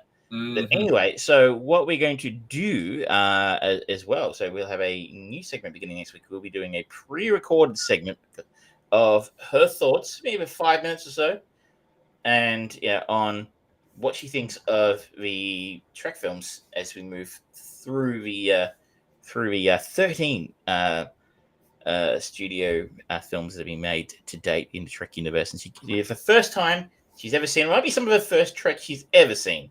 So it will be an interesting, if not particularly upbeat celebration of all things Trek. I just love it if it's just like, okay, so I had to watch the first Star Trek movie. And then she just sits there in silence, just glowering at you. Don't give her any ideas. She'll need no encouragement to be negative. At least the first, the whole the original series films. I don't know if they make sense if you haven't watched any of the actual TV show. Well, I think you can probably overall understand and jump into Wrath of Khan. But the first one? Yeah. The Wrath of Khan's 2, so we're starting. Yeah. So, but for the first one, she's stuffed. So that's coming, and that's something to look forward to. You're going to get a complete outsider's perspective. There we go. On Star Trek coming next week. Okay.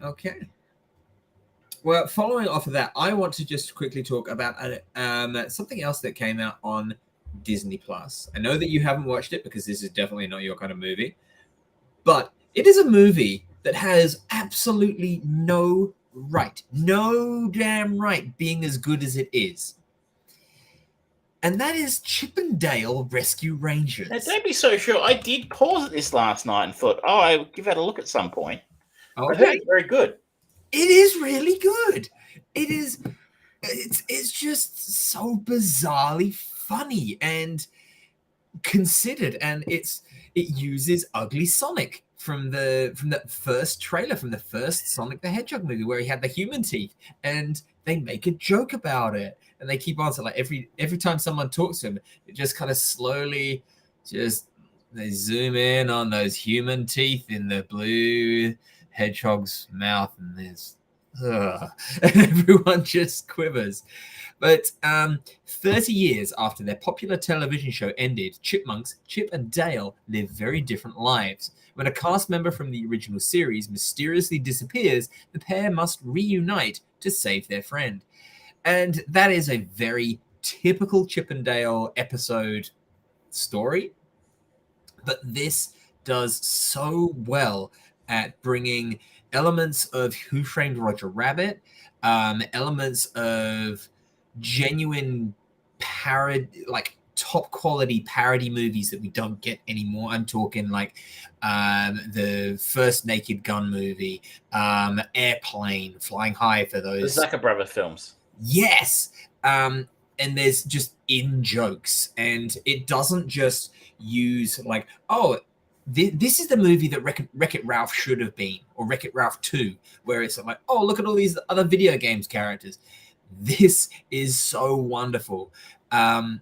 They make self-referential jokes to the fact that one of the henchmen for Sweet Pete, who is an old dad bod Peter Pan that as he's become this purveyor of bootleg versions of Disney movies because he had the Macaulay Culkin problem. As he grew up and started growing a beard and spots and things, no one wanted to cast him in anything. So he ended up turning to this life of crime. And it's just great. And they have Seth Rogen does the voice of one of his henchmen, Bob the Warrior. And it's literally from that period in the early 2000s where their eyes never quite look at anything and you don't know if they're looking at you or not. And they make reference to it. Chip and Dale are at the door, and it's like, "Oh, can you look at us when you talk?" It's like, "I am." It's like, "No, you're looking above us." It's like, "From my perspective, I'm looking directly into your eyes." And there's a bit where his character falls down, and then suddenly they're at this Comic-Con, and all the other characters that Seth Rogen has ever lent his voice to will just look over him and just start laughing, and it's his stereotypical laugh. It's stupidly good. It's really, really funny. The critical review has been mixed, 66 Metacritic score. Some people didn't like it. Yeah. The 7.1 on IMDb, so it's a pretty decent score from the audience. Yeah. For a fairly long-forgotten franchise. Never forget Chip and Dale Rescue Rangers. Never really was a big fan. But I think they're supposed to be like Magnum P.I. and Indiana Jones. That's what the character outfits are. Exactly, yes. They're dressed up as Magnum P.I. and Indiana Jones, and it's just so... in the shows, it was very by the numbers, but with just that little hint of almost Looney Tunes-esque sort of like absurdist comedy. Never went too far into the Looney Tunes kind of thing, but like we see some flashbacks to some of the episodes, and there's one where they're being chased by the big cat villain, and so Chip hits Dale over the head to create those cartoon birds that are flying around his head, and the cat gets distracted by the birds and they can escape. And then they call back to it later on and they try and do it, and they hit they've come to a realization, and Dale hits Chip for the first time in their 30 years of knowing each other. And then it suddenly cuts to a phone on the bedside table that just starts buzzing. And then it cuts out, and it's just one of the birds is just like, "Oh, no, honey, someone's calling for me." It's just such a stupid moment, but it works. Kind of sounds like the gag from Austin Powers from all those years ago. But yes, my husband's a henchman in Dr. Evil's army, you know. Yeah, it's that kind of comedy, but it just works really well. The one downside to it is the voice of John Mulaney. He plays the voice of Chip, and I don't really know any of his work beyond him being Spider-Ham and being one of the Andrew Glauberman from Big Mouth on Netflix. And he's got a very identifiable voice. And so it's hard to see the straight man to Dale's comedy be voiced by someone whose voice I have, in the last 5 years, just been associated to a young teenager who jacks off way too much. So it's kind of weird. Andy Samberg does the voice of Dale, and Dale has they break up the show. Chip and Dale broke up because Dale wanted to branch out and start doing his own things, and he was going to do a TV show called Double O Dale, which is a parody of James Bond. And then we cut to modern times, and Dale has had CGI enhancements, and so now he's just this CGI chipmunk. But it's just it should not be as funny as it is, and it was legitimately laugh out loud funny.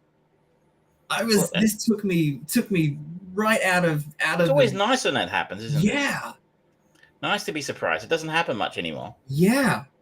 And Will Arnett is always, you might not necessarily recognize the name or the voice, but Will Arnett has got that voice. Everyone knows he's Lego Batman. Yeah, exactly. And he was in, So- of course, Arrested Development. Yeah.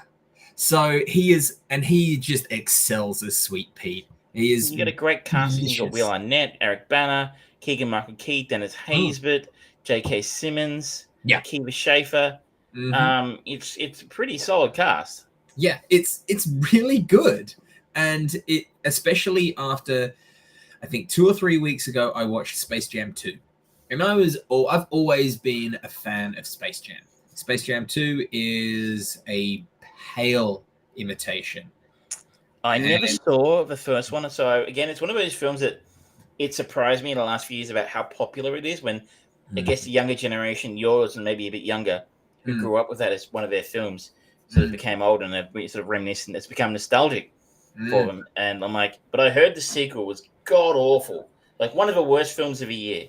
Yeah, honestly, I mean, Michael Jordan in the first one he's not an actor, but they also paired him up a lot of the time either with the Looney Tunes or Bill fucking Murray. They're like, yeah, that's fine. You got someone there to do the heavy lifting. Whereas this, they've got LeBron James and the Looney Tunes, and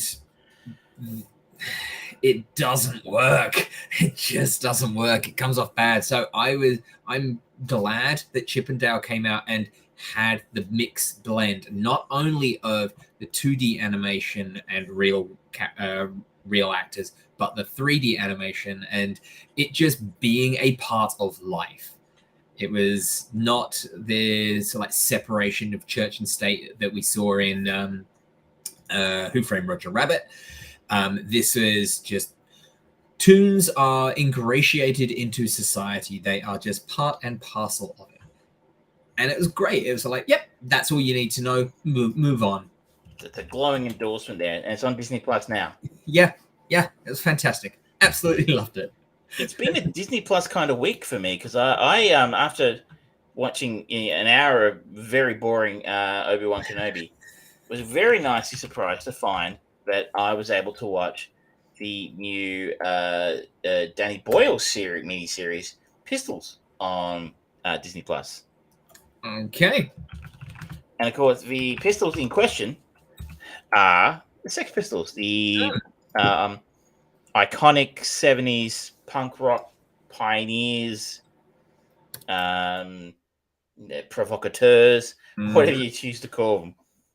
If you're not old enough to remember the Sex Pistols, then you've got a treat coming. Jump onto YouTube and educate yourself. I would start with The Filth and the Fury, the Julian Temple documentary from 2000. Probably a better place to start than this. So, Pistol is based on the memoir of Steve Jones, the legendary Sex Pistols guitarist who helped usher in a punk revolution in Britain. It is, as I said, created by Craig Pearce, amongst other people. Danny Boyle is involved as well. Probably Craig Pearce, if you don't know who that is, he's a frequent collaborator of Baz Luhrmann. So he wrote things like Moulin Rouge, Strictly Ballroom, The Great Gatsby.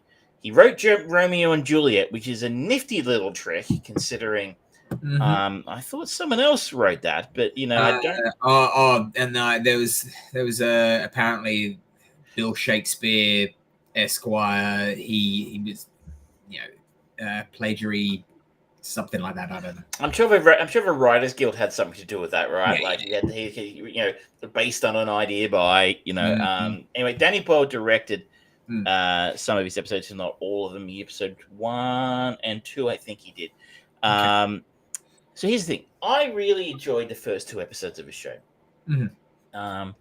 It's really a little bit like you just said. You thought Chip and Dale wasn't in my wheelhouse. I think you're wrong on that one. I'm going to have a look at that at some point if I get time. Okay.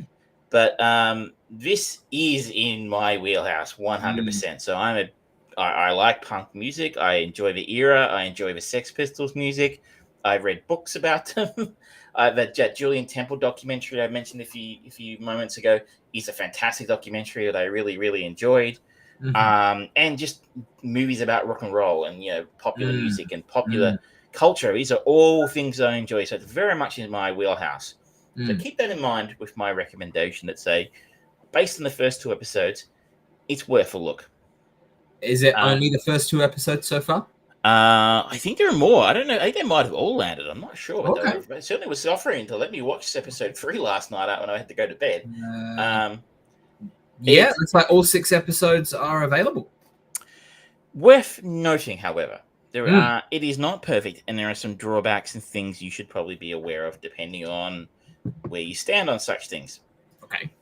First of all, I mean, those who are unfamiliar with the Sex Pistols were a punk rock band, and they sort of stood anarchy in the UK, and they were created by Malcolm McLaren as a money-making exercise, some might say, depending on where you stand on McLaren, or also just to be sort of provocateurs against what he saw as a staid and stale cultural, milieu in the UK in the late 70s. So you might argue it's still a stale cultural milieu in the UK in 2020s. I absolutely do not believe that England has gone festy on the inside at all. I read something the other day that Boris Johnson's looking to reintroduce the imperial measuring system in the UK.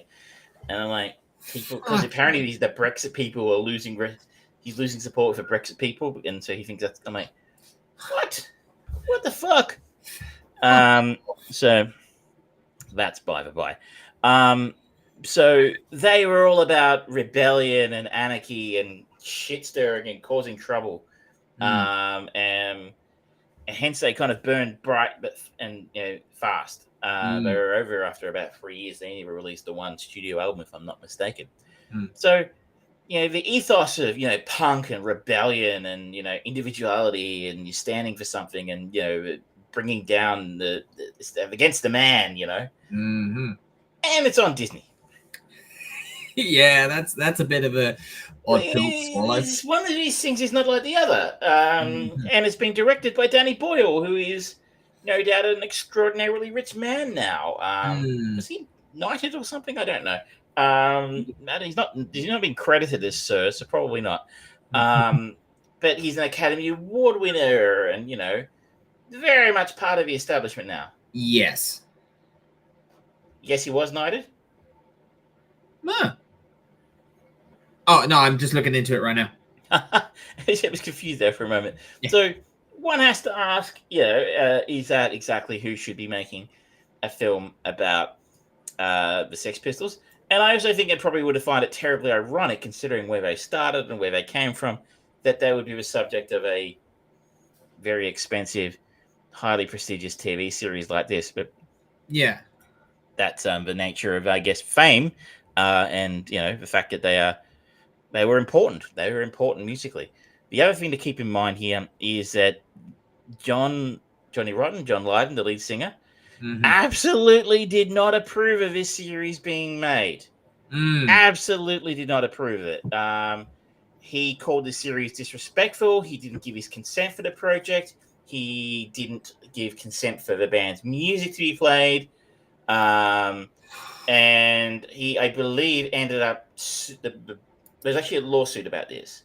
And I don't exactly know who started it, but basically it was a lawsuit over whether or not the rest of it being, Glenn Matlock and Steve Jones, were allowed to use, who did support this project, were they allowed to use the band's songs based on their, so because John said no. Yeah. John lost. So not a fan. I think he called it a middle-class fairy tale. Which, maybe. The other thing that's maybe a little strange about it is, if anyone who knows a little bit about the band like me, and I learned things watching a show, and by no means am I an expert. I'm not saying I am, but it is very centric on Steve Jones. Okay. So Steve Jones, a guitarist, and one of the original members of the band before Johnny Rotten joined. It's very, at least the first 2 episodes focus very, very heavily on him. And he is our entry point into the story. Okay. Which I found unusual until I read that it was based on his biography. So, that's kind of why they've done it, I guess, Yeah.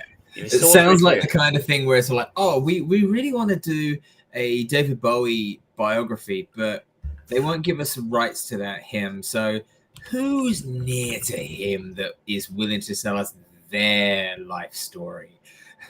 Because there is a David Bowie film coming out. There is?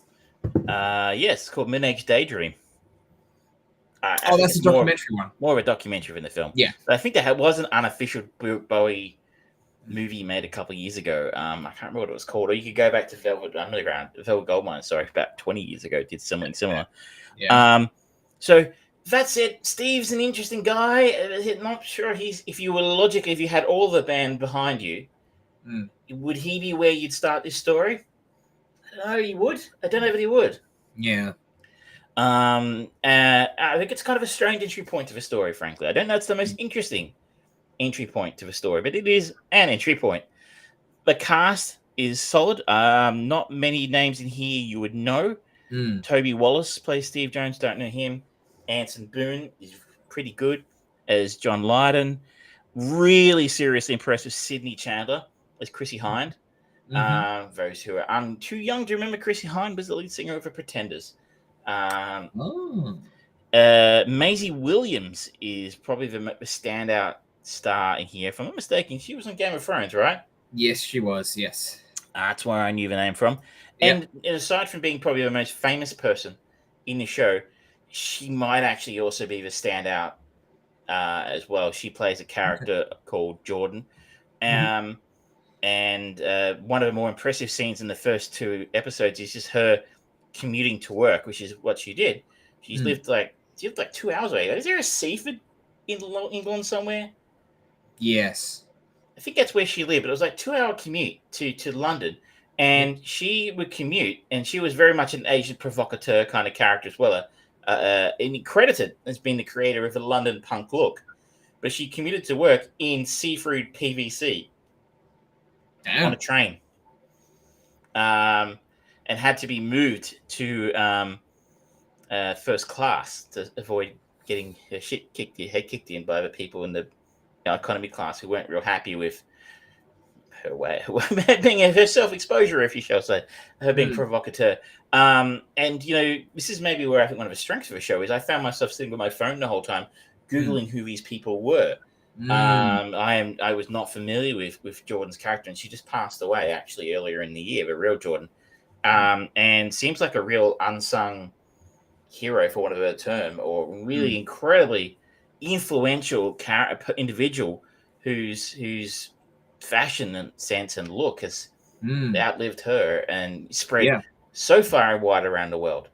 And that's what I find fascinating about these little stories is this 4 or 5 guys in the UK in 1977, put out, couldn't play, put out some pretty crappy records if you consider playing important, but with incredible energy and power behind them, and that look that she created became global. So that and the fact that you sort of stop and look and you hear some of the names, and it's doing this deliberately, but there's a section where Chrissy Hine is critical of Malcolm McLaren for being sexist and not utilizing her in a band, despite the fact she can actually play. And he goes, "Oh, I've got this phone number I want you to call. It's this guy named Mick Jones. He's an interesting guitar player. You'd like to meet you." And you've got the look in your face. You don't know who Mick Jones is. Mick Jones was the guitar player in The Clash. Okay. There you go. You've heard of The Clash? Yes, I have. So it actually is an insane amount of talent that was kicking around London at that point in time. It also coalesced around the Sex Pistols. Now, I've got to ask, when you're talking about the Sex Pistols, obviously for you and I being huge Gary Oldman fans, how is Lewis Partridge playing Sid Vicious in this?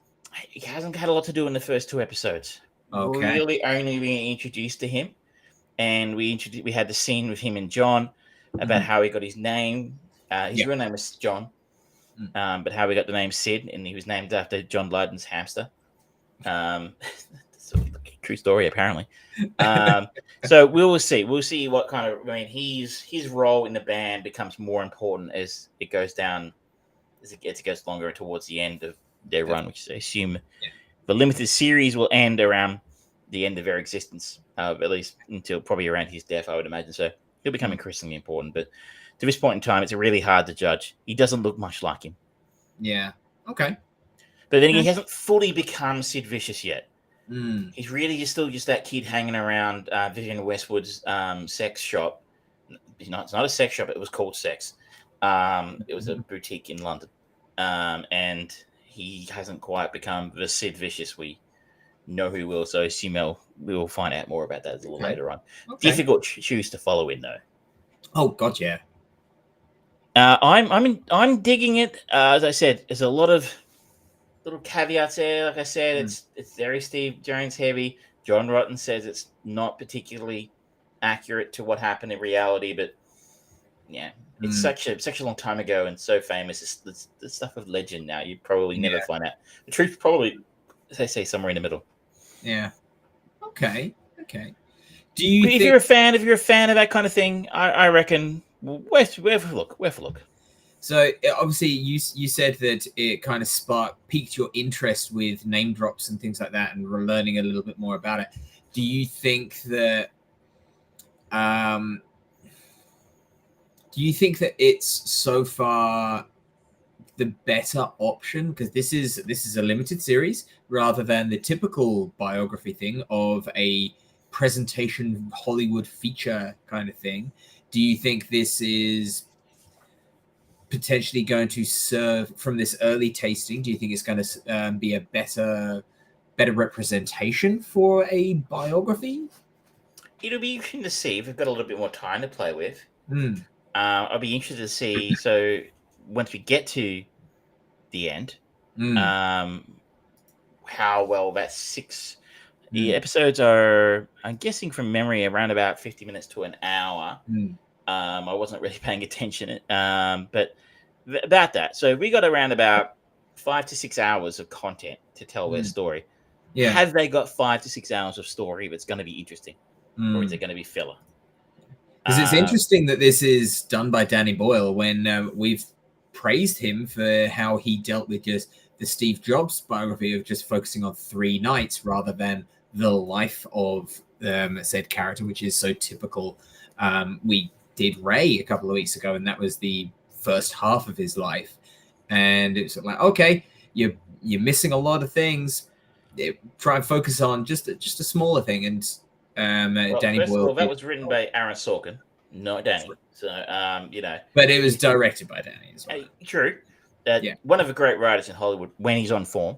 Yes. And this is actually 3 years, I think, of their story, really. 3 or 4 years. So, this is not their whole lives. We didn't this is Steve as a kid. We have flashbacks to learn a little bit more about where they came from, which is useful, particularly around Steve, obviously because it's based on his book. But we don't get the entire backstory of how they got to here. We're getting 3 or 4 years of their life while they were Sex Pistols, I imagine. Okay. I don't imagine there's any real point to going on after Sid's died, because that's kind of the end of the band. And, that's not a lot really of interest to come after that. So, will there be 5 or 6 hours is the real question. I mean, if you're going to do a movie, for example, if you were looking to do a movie like David Bowie, for example, which is, I'm sure someone's trying. Yeah. It's just a case of getting the family to sign off, I suppose, and finding an actor crazy enough to play David Bowie. Maybe it would be better to be like that. Remember that Bob Dylan film where they got a whole bunch of people playing? Maybe that would be better. But could you tell the David Bowie story? Yes, I'm a huge fan, but one of the most iconic men in cultural history.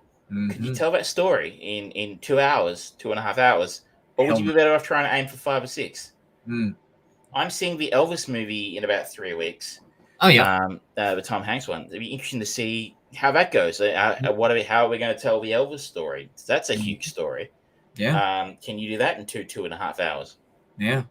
It's an interesting time. I was also you may remind me, actually, one of the reasons also I'm less worried about Johnny Rotten saying he doesn't like this and he doesn't agree with it is that's why we didn't like the Queen movie very much, is because Queen, no, we don't want to make this film that makes us look bad. We want to honor the memory of our friend and, make this really sappy, saccharine sweet, music video to him, really. And I would have rather seen the Watson Oil version. I mean, again, there is a slight difference there of the Sex Pistols are not touring. The band of Queen still very much are. So True. I don't think they had been. They did tour for a while there, but yeah, no, they haven't been played for a while. But I think yeah. I'm less sympathetic to the guys behind Queen because I suspect they made a lot more money out of their music than the Sex Pistols ever did. But either way, I'm liking it. It's pretty good. Okay. Not about if you like that kind of thing, I reckon give it a shot. And if you find the first episode annoying, keep moving. Okay. Now, we're going to finish the show after this next one because we've both been playing a new video game. So I just want to give my thoughts on Stranger Things 4, if you don't mind. Sure. What do you think of it so far? I'm really enjoying it. It's genuinely good quality, and they're maturing the show. It is quintessentially much more horror than any of the previous shows. It is more. There is more at stake, which makes sense given everything. But the sad element of it is the reason why this season has been split into 2 parts, and each episode is very long. And the last 2 parts, which are releasing in July, are legitimately feature length. They're like an hour and a half, 2.5 hours, something ridiculously long for the last 2 episodes of the season. And the reason why is because of audience backlash from season 2. There's one episode, I can't remember exactly which one it is. I think it's episode 7, and it's the episode where they followed the character of 11 as she went off and kind of learnt a little bit more about her and met her sister 8. And it was like the 11's punk rock turn, and then later on she comes back to the show to save the day. And that episode was lambasted by audiences. People really didn't like it. It's like, I'll bring it back to Hawkins, blah, blah, blah, blah. And they did. There was quite a sense of a mea culpa in season 3. You're right, by the way. So episode Lost Sister. That's it. The episodes that season, 8.2, 8.3. This is IMDb ratings. 8.5, 8.6, 8.8, 9.1, 6.1, 9.2, 9.3. Yeah.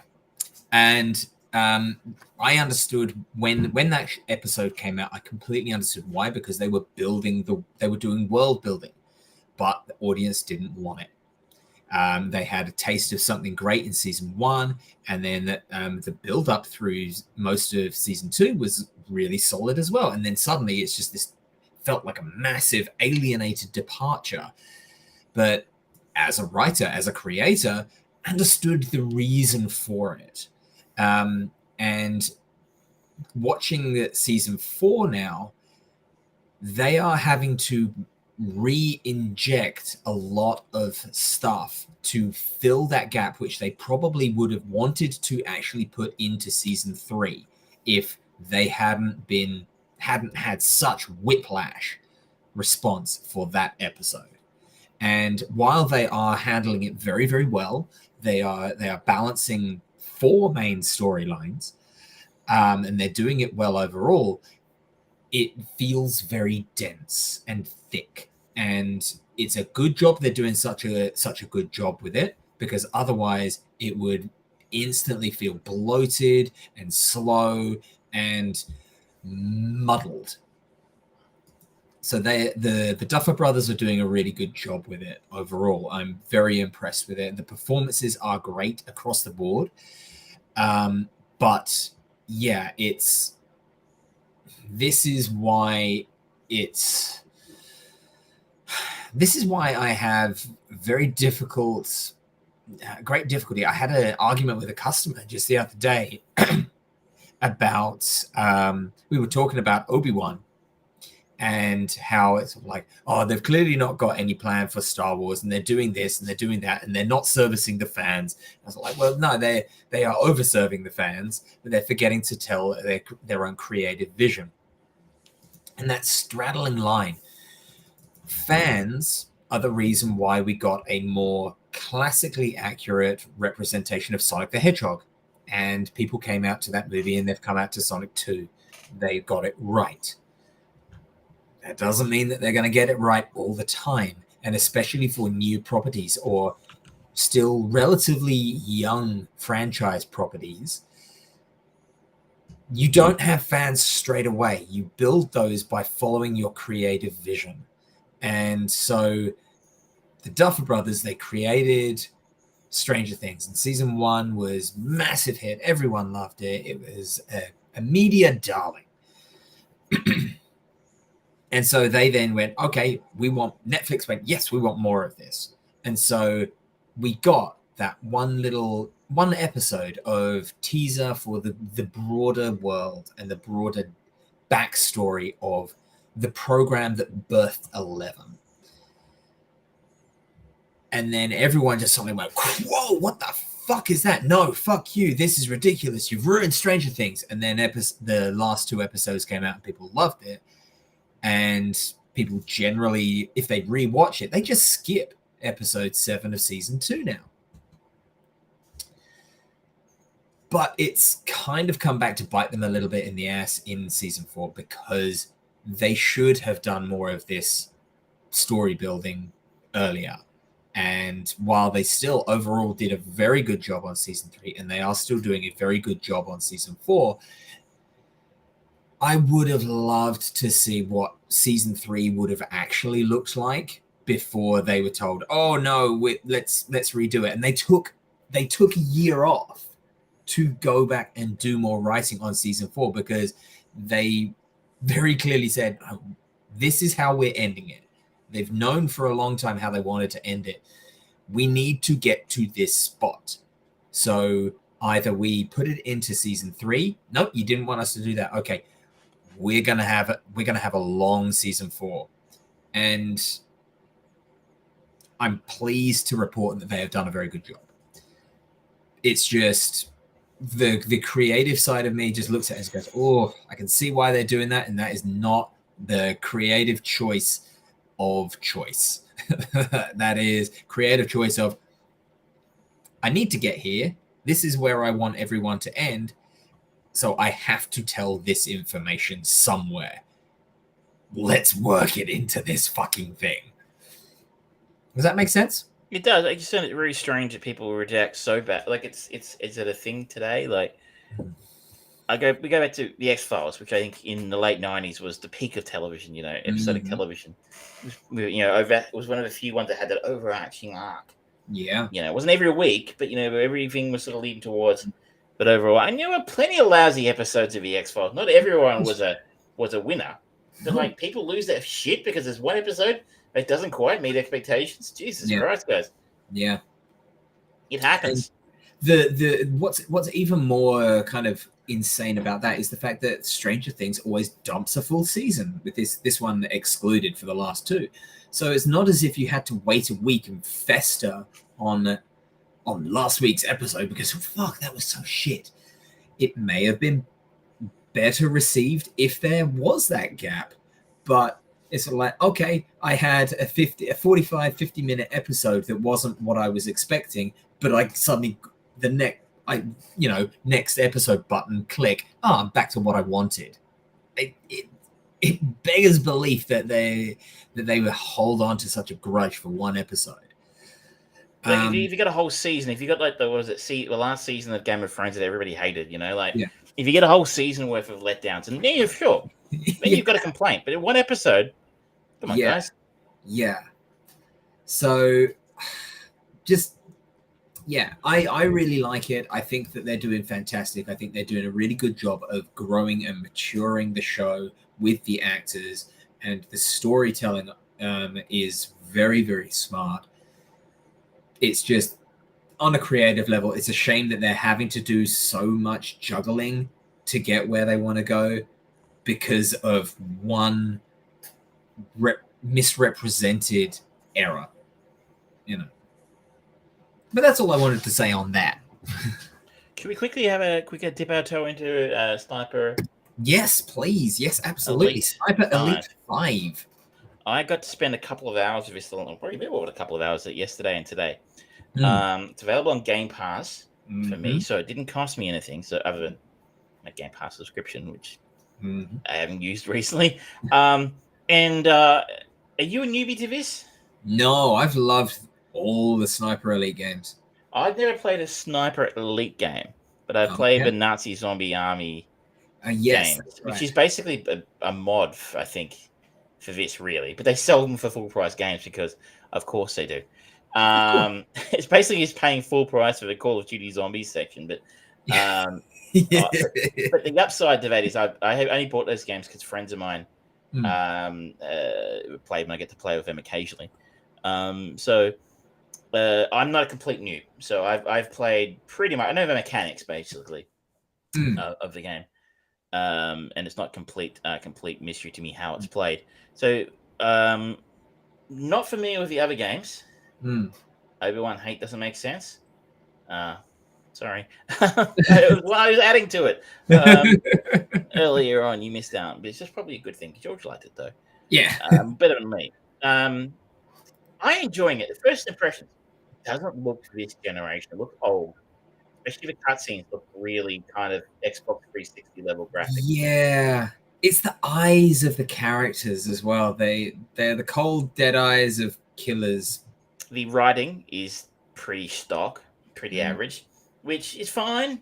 But good writing can elevate a game like this. We go back to the first of the new Wolfenstein games. Oh yeah, that was great writing by Bethesda, and that really elevated that. Maybe both of the new ones until Youngblood. They both are good, but no, the writing's average. What I was a little surprised about, I should say straight up, I'm enjoying it. It was hard to put down. Yeah, but I'm surprised at the amount of stealth. There's a lot of stealthing around the map. I'm enjoying it as well. Overall, it is. I can't remember if it was you I was talking to or someone else about the Far Cry formula of a new Far Cry game comes out, and you know exactly how it's going to play, what it's going to play like, how it's going to feel, and what it's going to do to you. If you enjoy that, every time a Far Cry game comes out, you're gonna have a good time. And it's the same with Sniper Elite games. And I love the stealthy games. So even this one being this is kind of the closest thing that we have to just a genuine straight up stealth game that's out on new gen consoles. So it's nice to have that in there. But it's doing nothing original that this series has ever done before. You've got the quintessential things in the so like, oh yes, look, there's a red thing right there. I bet if I shoot that, yeah, it exploded. Everything red can explode. Hiding in the grass and jumping out, and turns out that running up to people and just melee killing them is OP. It's so overpowered, it's ridiculous. That's an interesting point, Words. It would be interesting to see them make a game like this, but in maybe a different setting than World War II. You make an interesting point. I was going to say, but that's actually a little bit played out as well. Like, wow, a video game set in World War II. We've never done that before, and I think they've done all of these games set in World War II. Am I not mistaken? Yeah, every single one. Maybe it's time to take on a new challenge there. You're right, it is OP, the sneak up and melee. You know what? It kind of reminded me a lot of actually the first of the new Wolfenstein games. I forget which one that was called. Was it the New Colossus? I can't remember. There's about 3 or 4 of them. It was Wolfenstein, then New Colossus, and then Youngblood. The first of the reboots is Wolfenstein. Is it the New Order? You can only fight Nazis for so much. Ooh, that's hard. You need to have a break between Nazi murder sprees from time to time. Yes, I'll give you that. When zombie Nazis come in handy. Yeah, it never feels bad killing a Nazi. I remember finding myself in the Wolfenstein games. It was a lot more stealth in those games, the new ones, than there was in the old ones. You used to blast everybody with this chain gun back in the day.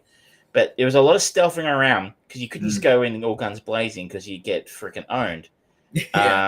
So I find myself doing that a lot in Sniper Elite 5. I find myself sneaking around a lot, trying to stay out of sight, coming in, stealth killing. I'm having fun. I should keep going this, but when do I get to use my sniper rifle? I never get to use my sniper rifle. You never get to snipe anybody. As soon as you snipe anybody, everyone on the map knows where you are. That's why you use the surrounding noise to mask your location.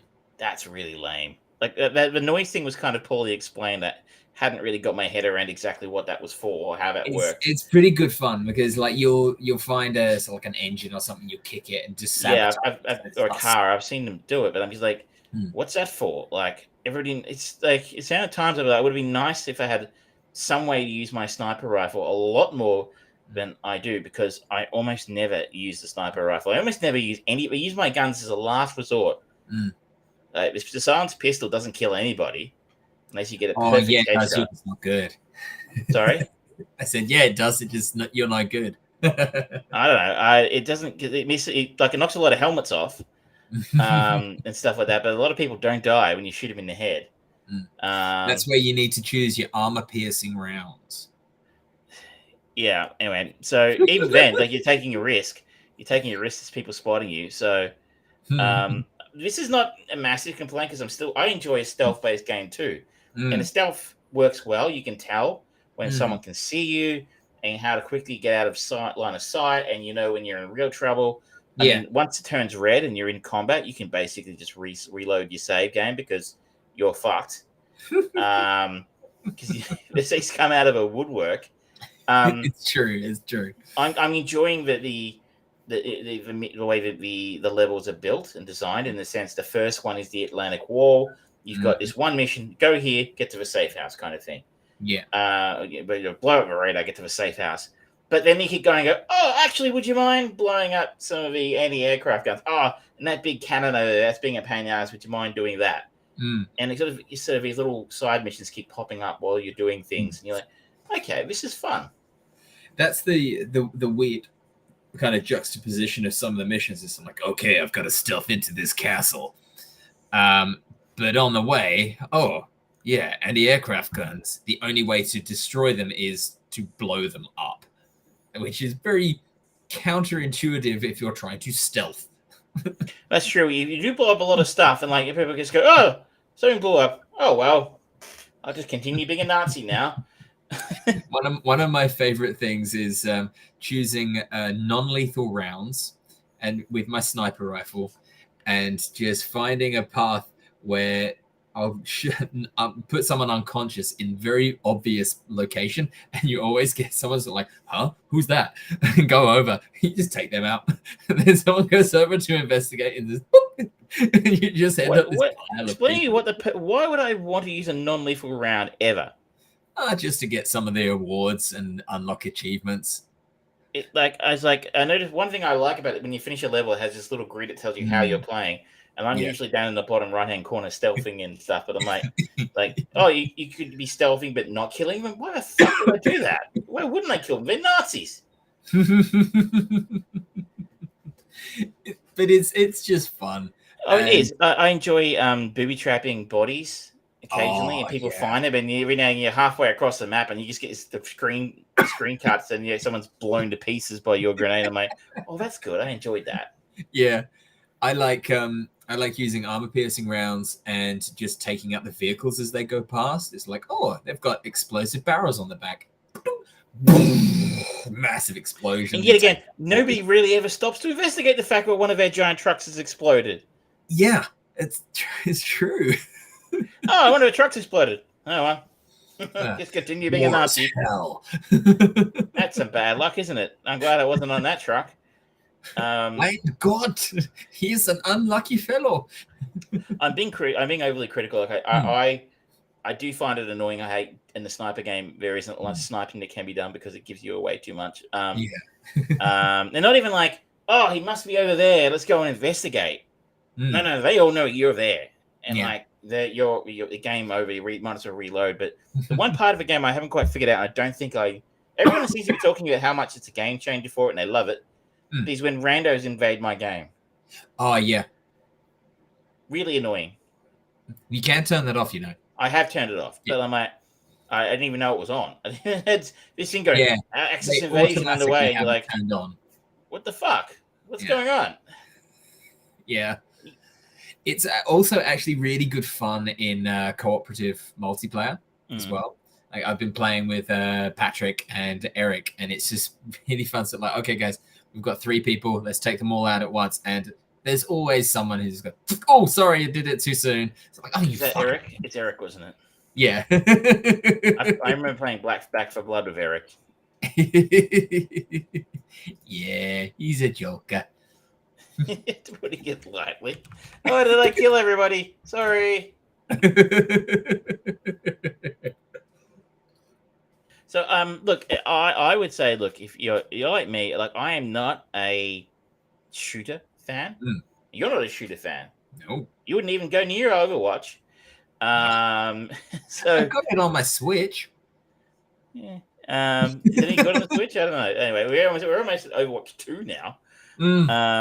So I'm not a shooter fan.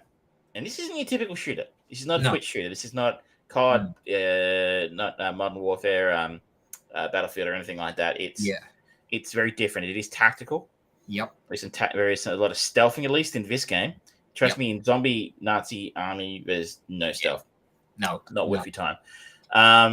But it is stealthy, so you've got to be careful. You need to think about your moves, and you kind of need to keep trying a bunch of different ways till you get it right. You don't need great Twitch shooting abilities. You don't have to be good. Quick your time. So it's a little bit different in that sense. If you there's of course the famous animations that the series is famous for. If you shoot somebody again in a particular way, the game will slow down and put an X-ray cutscene of the Nazi you've just blown, and it'll show you the bullet passing through their head or something. So it can be a bit gruesome for some people. I enjoy it. Have you gotten yourself a testicle shot yet? I don't know that I have. You get told when you have a testicle shot. Unfortunately, no. I'll keep working on it though. But it feels really rewarding when you can queue up a shot and the bullet will go through one, and then it goes through a second person that you didn't even realize was behind them. That would be nice. It'd be a lot more possible if I could use my sniper rifle a few times without them all finding me instantly. But I'm enjoying it. I think if we have time, it'd be fun to see if we can get on it at the same time and see get on at the same time. Yeah. What it looks like with another player, because co-op games are few and far between these days.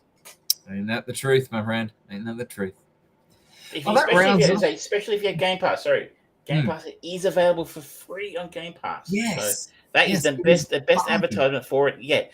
If you have Game Pass, if you don't, sign up for a month. You get it for $10 or whatever it is, I think at the moment they're doing is $1 for a month.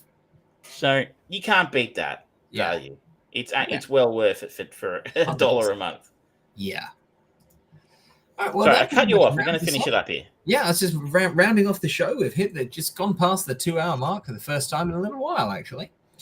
But thank you so much, ladies and gentlemen, for joining us. Thank you for being in the chat, Words789, as well as Fresh News 24/7. We do appreciate you coming in and checking us out, both of you, on YouTube. So thank you. Don't forget to like and subscribe and share us if you're interested.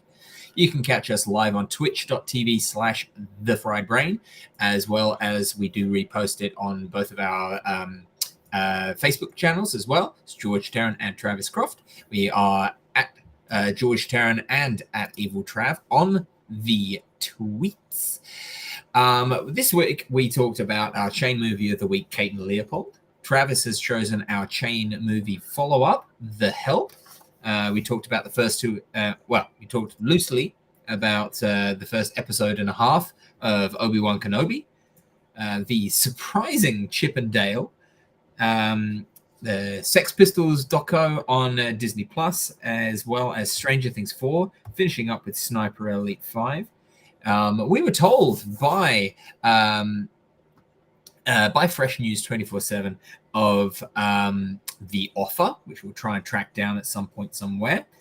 And Travis gave us a little tease that coming up on the show later on, we will be having Trek Respective. So that's something to look forward to in the coming weeks. But thank you so much. Thank you very much, everybody, and good night. Good night.